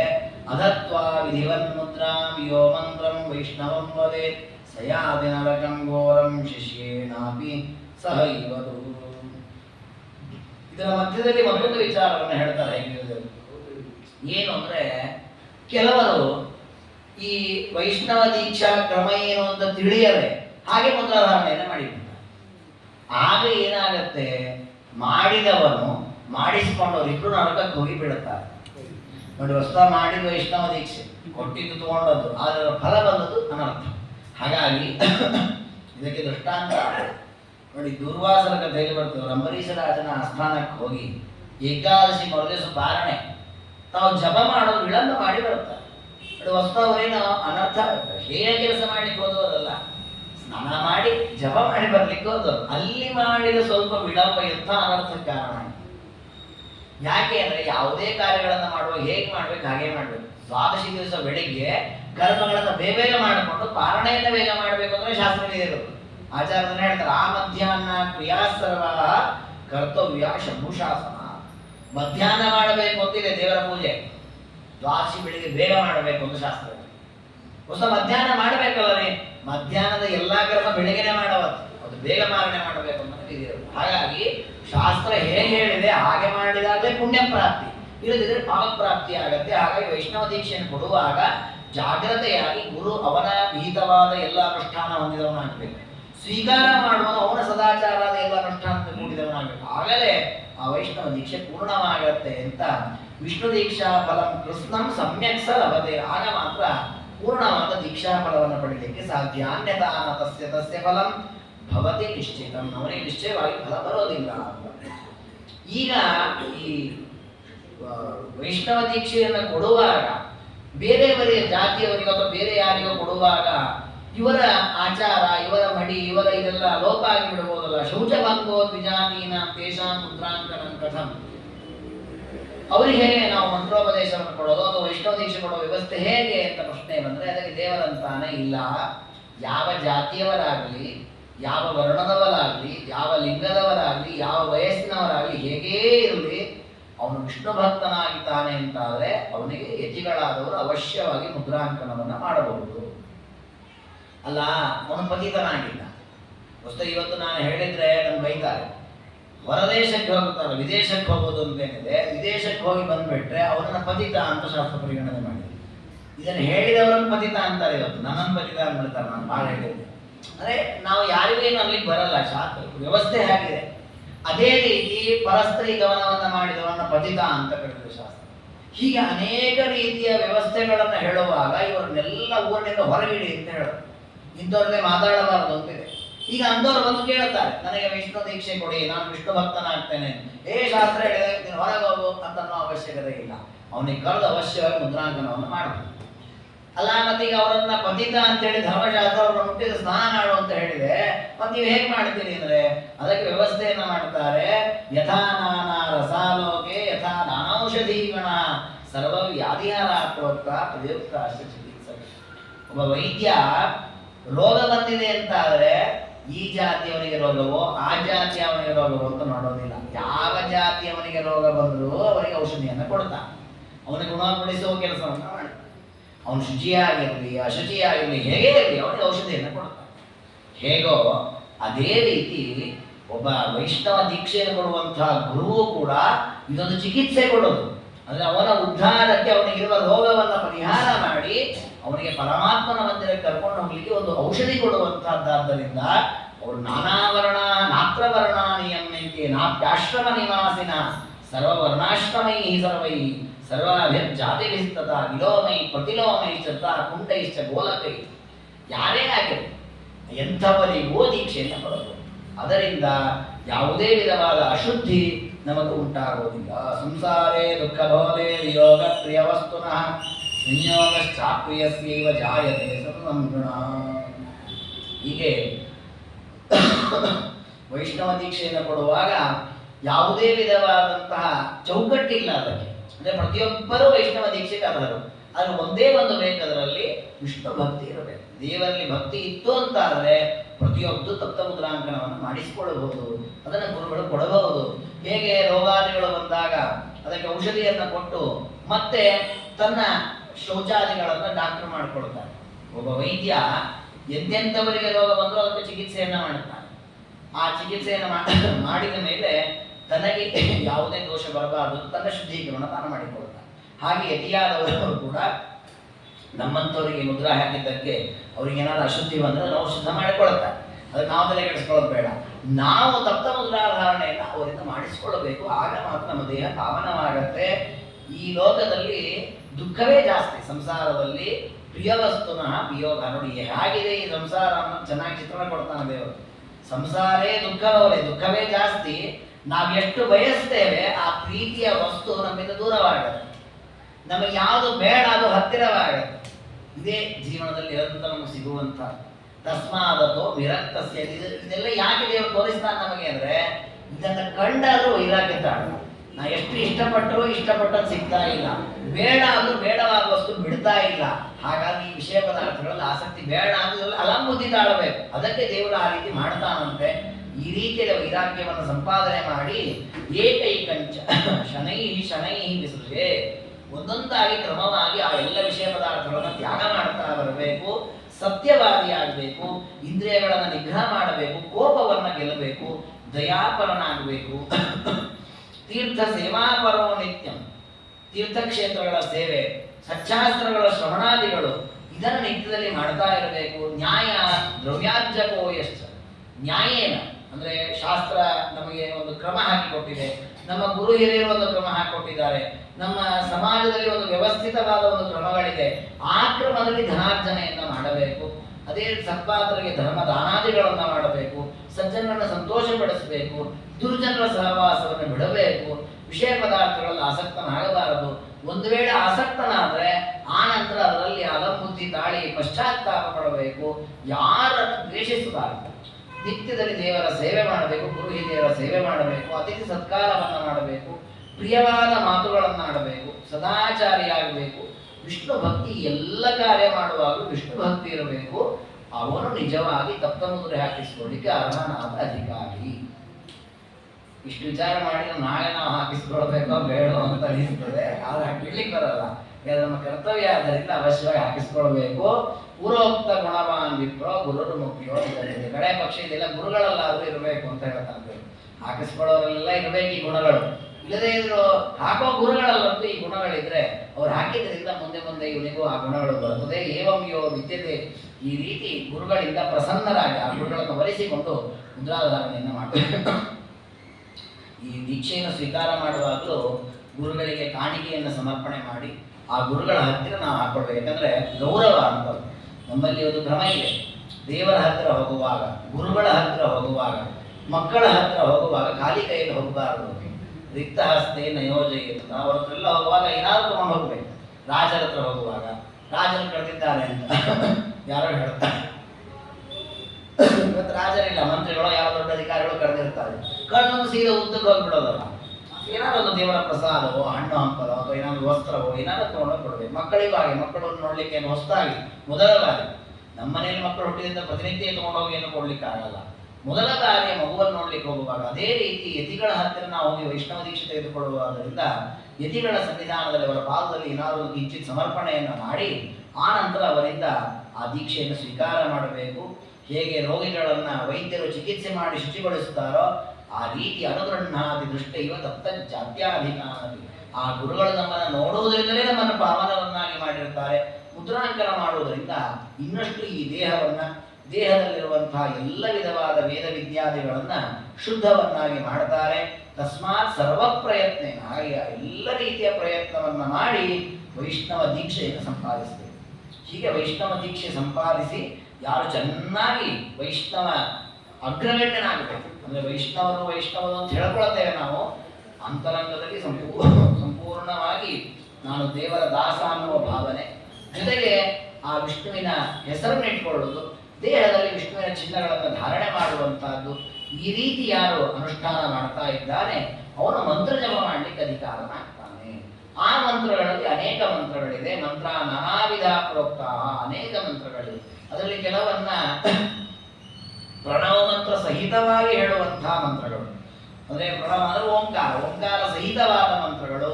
ಕೆಲವು ಮಂತ್ರಗಳಿಗೆ ಓಂಕಾರ ಇಲ್ಲ. ಈ ರೀತಿ ಎರಡು ರೀತಿಯ ಮಂತ್ರಗಳಿವೆ. ಕೆಲವು ಮಂತ್ರಗಳಿಗೆ ಬೀಜಾಕ್ಷರ ಇದೆ, ಕೆಲವು ಮಂತ್ರಗಳಿಗೆ ಬೀಜಾಕ್ಷರ ಇಲ್ಲ. ಹೀಗೆ ಅನೇಕ ವಿಧವಾದ ಮಂತ್ರಗಳಿವೆ. ಸಾಮಾನ್ಯವಾಗಿ ಒಂದು ಮಂತ್ರ ಆಗುವುದು ಹೇಗೆ? ಮಂತ್ರದ ಪರಿಚಯವನ್ನು ಮಾಡಿಸ್ತಾನೆ ಪರಮಾತ್ಮ. ತತ್ತನ್ನಾಮ ಚತುರ್ಥ್ಯಂತಂ ಪ್ರಣವಾದಿ ನಮೋಂತರಂ. ನೋಡಿ, ತತ್ತನ್ನಾಮ ಚತುರ್ಥ್ಯಂತಂ, ಆ ಒಂದು ಹೆಸರು ಯಾವ ಮಂತ್ರ? ಉದಾಹರಣೆ ಕೃಷ್ಣ ಮಂತ್ರ. ಕೃಷ್ಣ ಮಂತ್ರ ಆಗುವುದು ಹೇಗೆ? ಕೃಷ್ಣ ಅನ್ನೋ ಒಂದು ನಾಮ, ಇದು ಚತುರ್ಥಿ ವಿಭಕ್ತಿಯಲ್ಲಿ ಇರಬೇಕು. ಕೃಷ್ಣಾಯ, ಅದಕ್ಕೆ ನಮಃ ಅನ್ನೋದನ್ನು ಕೊನೆಗೆ ಸೇರಿಸಬೇಕು. ಕೃಷ್ಣಾಯ ನಮಃ. ಆದಿಯಲ್ಲಿ ಪ್ರಣವ ಹಾಕಬೇಕು. ಓಂ ಕೃಷ್ಣಾಯ ನಮಃ. ಇದು ಕೃಷ್ಣ ಮಂತ್ರ. ಈ ರೀತಿ ಮಂತ್ರವನ್ನ ಯಾರು ಬೇಕೋ ಅವ್ರು ಹಾಗೆ ಆ ಹೆಸರು ಚತುರ್ಥಿ ವಿಭಕ್ತಿ ಹಾಕಿ ನಮಃ ಹಾಕಿ ಆನಂದದಲ್ಲಿ ಹಾಕಿದ್ರೆ ನಾವು ಮಂತ್ರ ಮಾಡ್ಕೊಂಡ್ಬಿಡಬಹುದಾ? ಇಲ್ಲ, ಅದನ್ನು ಗುರುಗಳು ಮಾಡಿ ಕೊಡ್ತಾರೆ. ಅವ್ರು ಹೇಗೆ ಉಪದೇಶ ಮಾಡ್ತಾರೆ ಆ ಕ್ರಮದಲ್ಲಿ ನಾವು ಜಪ ಮಾಡ್ಕೊಂಡು ಹೋಗ್ಬೇಕು. ಈ ರೀತಿಯಲ್ಲಿ ಏನು ಮಂತ್ರಗಳಿವೆ, ಇವು ಅನೇಕ ಮಂತ್ರಗಳಿವಂತೆ. ಅದು ಎಷ್ಟು ಮಂತ್ರಗಳಿವೆ ಅಂದ್ರೆ ದೇವರು ಹೇಳ್ತಾನೆ ಸಹಸ್ರ ಲಕ್ಷ ಕೋಟಿ ಸಂಖ್ಯೆಯಲ್ಲಿ ಮಂತ್ರಗಳಿವೆ. ಅದಕ್ಕೆ ನಮ್ಮ ರಾಘವೇಂದ್ರ ಗುರುಸಾರ್ ಅವರು ವಾಯುದೇವರ ಮಹಿಮೆಯನ್ನು ವರ್ಣನೆ ಮಾಡುವಾಗ ಆಚಾರ್ಯರ ಬಗ್ಗೆ ಹೇಳುವಾಗ ಹೇಳ್ತಾರೆ ಸಂಸಿದ್ಧ ಸಪ್ತಕೋಟಿ ಮಹಾಮಂತ್ರ. 7 ಕೋಟಿ ಮಹಾಮಂತ್ರಗಳ ಸಿದ್ಧಿ ಮಾಡಿಕೊಟ್ಟಿದ್ದಾರೆ. ಎಷ್ಟು ಮಂತ್ರಗಳಿರ್ಬೋದು? ನಮ್ಗೆ 7 ಕೋಟಿ ಮಂತ್ರಗಳು ಯಾವುದಂತಾನೆ ಗೊತ್ತಿಲ್ಲ. ಇದನ್ನು ಜಪ ಮಾಡೋದು, ಅದರ ಧ್ಯಾನ, ಆ ಮಂತ್ರ ಜಪ ಮಾಡಿ ಸಿದ್ಧಿ ಮಾಡ್ಕೊಳ್ಳೋದು ಎಷ್ಟು ದೊಡ್ಡ ಸಾಧನೆ ಅದು. ಅದಕ್ಕೆ ದೇವರು ಅಷ್ಟು ಹತ್ರ ಇಟ್ಕೊಂಡಿದ್ದಾನೆ ಅವರನ್ನು. ಹಾಗಾದ್ರೆ ಆ ಮಂತ್ರಗಳು ಅನೇಕ ಸಂಖ್ಯೆಯಲ್ಲಿವೆ. ಈ ಮಂತ್ರಗಳಲ್ಲಿ ಪರಮಾತ್ಮನಿಗೆ ಪ್ರಿಯವಾದ ಮಂತ್ರಗಳು ಕೆಲವು, ಅಂದ್ರೆ ಎಲ್ಲವೂ ದೇವರಿಗೆ ಪ್ರಿಯವೇ. ಅತ್ಯಂತ ಪ್ರಿಯವಾದ ಮಂತ್ರಗಳು 8. ಅದಕ್ಕೆ ಅದನ್ನು ಅಷ್ಟಮಹಾಮಂತ್ರ ಅಂತ ಹೇಳಿ. ಆ ಅಷ್ಟಮಹಾಮಂತ್ರಗಳು ಯಾವುದು? ಆ ನಂತರ ಇನ್ನು ಎಲ್ಲರೂ ಜಪ ಮಾಡಬಹುದಾದ ಮಂತ್ರಗಳು ಯಾವುದು? ಪುರುಷರು ಮಾತ್ರ ಯಾವುದು? ಬ್ರಾಹ್ಮಣರು ಮಾತ್ರ? ಹೀಗೆ ಅನೇಕ ಮಂತ್ರಗಳಲ್ಲಿರುವ ಪ್ರಭೇದ. ಅದನ್ನ ಮುಂದೆ ಪರಮಾತ್ಮ ಈ ಮುಂದಿನ ಅಧ್ಯಾಯಗಳಲ್ಲಿ ನಿರೂಪಣೆ ಮಾಡುತ್ತಾನೆ. ಅದನ್ನ ನಾಳೆಯಿಂದ ತಿಳಿದುಕೊಳ್ಳೋಣ ಅಂತ ಹೇಳ್ತಾ, ಈ ಒಂದು ದೇವರ ಅನುಗ್ರಹದಿಂದ, ಗುರುಗಳ ಅನುಗ್ರಹದಿಂದ, ನಿಮ್ಮೆಲ್ಲರ ಸಂಕಲ್ಪದಿಂದ ಈ ವಿಷ್ಣು ರಹಸ್ಯದ ಚಿಂತನೆಯನ್ನ ಮಾಡಲಿಕ್ಕೆ ಆರಂಭ ಮಾಡಿದ್ದರ ಫಲವಾಗಿ ಮುದ್ರಾಧಾರಣೆಯ ಪರ್ವಕಾಲದಲ್ಲಿ ಆ ವಿಚಾರ ಬಂದಿದೆ. ಹಾಗಾಗಿ ನಾಳೆಯ ದಿನ ಮುದ್ರಾಧಾರಣೆಯನ್ನು ಮಾಡಿಸಿಕೊಳ್ಳುವಾಗ ದೇವರ ಅನುಗ್ರಹ ನಮ್ಮ ಮೇಲೆ ಆಗಬೇಕು. ನಾನು ದೇವರ ದಾಸ ಅನ್ನುವುದನ್ನ ತೋರಿಸುವಂತೆ ಮೈ ಮೇಲೆ ಆ ಮುದ್ರಾಧಾರಣೆ ಆಗಬೇಕು. ಶಂಖಚಕ್ರಗಳನ್ನು ಮೈ ಮೇಲೆ ಹಾಕೊಂಡ್ರೆ ನಾನು ವಿಷ್ಣುವಿಗೆ ಸಂಬಂಧಪಟ್ಟ ವ್ಯಕ್ತಿ. ಹೇಗೆ ನಾವು ಹೆಸರಿಟ್ಕೊಳ್ತೇವಲ್ಲ, ಇಂಥವರಿಗೆ ಸಂಬಂಧಪಟ್ಟವರು. ನೋಡಿ, ಋಷಿಕೇಶ ಮಠದ, ಅದು ನಮ್ಮ ಸಂಬಂಧಿಕರ ಸಂಬಂಧ ಬರಬೇಕಲ್ಲ, ಇಂಥ ಕುಲದವನು ಅಂತ. ಹಾಗೆ ವಿಷ್ಣುವಿಗೆ ಸಂಬಂಧಪಟ್ಟವನು ಅಲ್ಲಿ ನಾನೇನು ಇಟ್ಕೊಂಡಿಲ್ಲ. ಅದಕ್ಕೆ ಆ ಮುದ್ರಾಧಾರಣೆ ಹಾಕೊಳ್ಳುವಂತಹದ್ದನ್ನು ಎಚ್ಚರಬೇಕು. ಜೊತೆಗೆ ಆಚಾರ್ಯರ ಪರಂಪರೆಯಲ್ಲಿ ಬಂದಂತಹ ಯತಿಗಳಲ್ಲಿ ಮಧ್ವಾಚಾರ್ಯರು ಕುಳಿತುಕೊಂಡು ಕೊಡ್ತಾ ಇದ್ದಾರೆ ಎನ್ನುವ ಎಚ್ಚರಬೇಕು. ಆ ಮುದ್ರೆಯನ್ನು ಹಾಕಿಕೊಂಡಾಗ ದೇಹದ ಒಳಗೆ ಮುಖ್ಯ ಪ್ರಮಾಣ ದೇವರ ರೂಪಗಳು ಪ್ರವೇಶ ಮಾಡಿ ನಮ್ಮ ದೇಹವನ್ನು ಪಾವನವನ್ನಾಗಿ ಮಾಡ್ತಾರೆ. ಜೊತೆಗೆ ನಮ್ಮ ಎಲ್ಲ ವಿದ್ಯೆ, ನಾವು ಮಾಡಿರತಕ್ಕ ಜಪ, ಕೃಷ್ಣಾದಿ ಯಾವುದೇ ಮಂತ್ರ ಜಪ ಮಾಡಿರಬಹುದು, ಆ ಎಲ್ಲ ಮಂತ್ರಗಳು ಶುದ್ಧವಾಗಿ ಅವೆಲ್ಲ ನಮಗೆ ಸಿದ್ಧಿಯಾಗುವಂತೆ ಮಾಡುತ್ತಾರೆ. ಅಂತಹ ವಿಷ್ಣುವಿನ ಕಟಾಕ್ಷ, ಅವನ ಪೂರ್ಣ ಅನುಗ್ರಹ ಇದರಿಂದ ನಮಗಾಗಲಿ ಎನ್ನುವ ವಿಶೇಷವಾದ ಅನುಸಂಧಾನವನ್ನು ತಾಳಿ ನಾಳೆಯ ದಿನ ನಾವೆಲ್ಲರೂ ಮುದ್ರಾಧಾರಣೆಯನ್ನು ಸ್ವೀಕಾರ ಮಾಡೋಣ. ಆ ಮುದ್ರಾಧಾರಣೆಯನ್ನು ಸ್ವೀಕಾರ ಮಾಡಿಕೊಂಡು ಶುದ್ಧರಾಗಿ ಮುಂದೆ ಚಾತುರ್ಮಾಸ್ಯ ವ್ರತವನ್ನು 4 ತಿಂಗಳ ಸಂಕಲ್ಪವನ್ನು ವೈಭವದಿಂದ ಮಾಡಿ ಚೆನ್ನಾಗಿ ಆ ದೇವರ ಪಾದಕ್ಕೆ ಅರ್ಪಿಸುವಂತಹ ದೊಡ್ಡ ಸೌಭಾಗ್ಯಕ್ಕೆ ಪಾತ್ರರಾಗೋಣ ಅಂತ ಹೇಳ್ತಾ ಈ ಚಿಂತನೆಯನ್ನು, ಇವತ್ತಿನ ಚಿಂತನೆಯನ್ನು ಗುರುಗಳ ಅಂತರ್ಯಾಮಿ ಮಧ್ಯವರ್ತಿ ಗೋಪಾಲಕೃಷ್ಣನ ಪಾದಾರವಿಂದಗಳಲ್ಲಿ ಸಮರ್ಪಣೆ ಮಾಡಿ. ಸಂಪೂರ್ಣ ಸರ್ವದೋಷ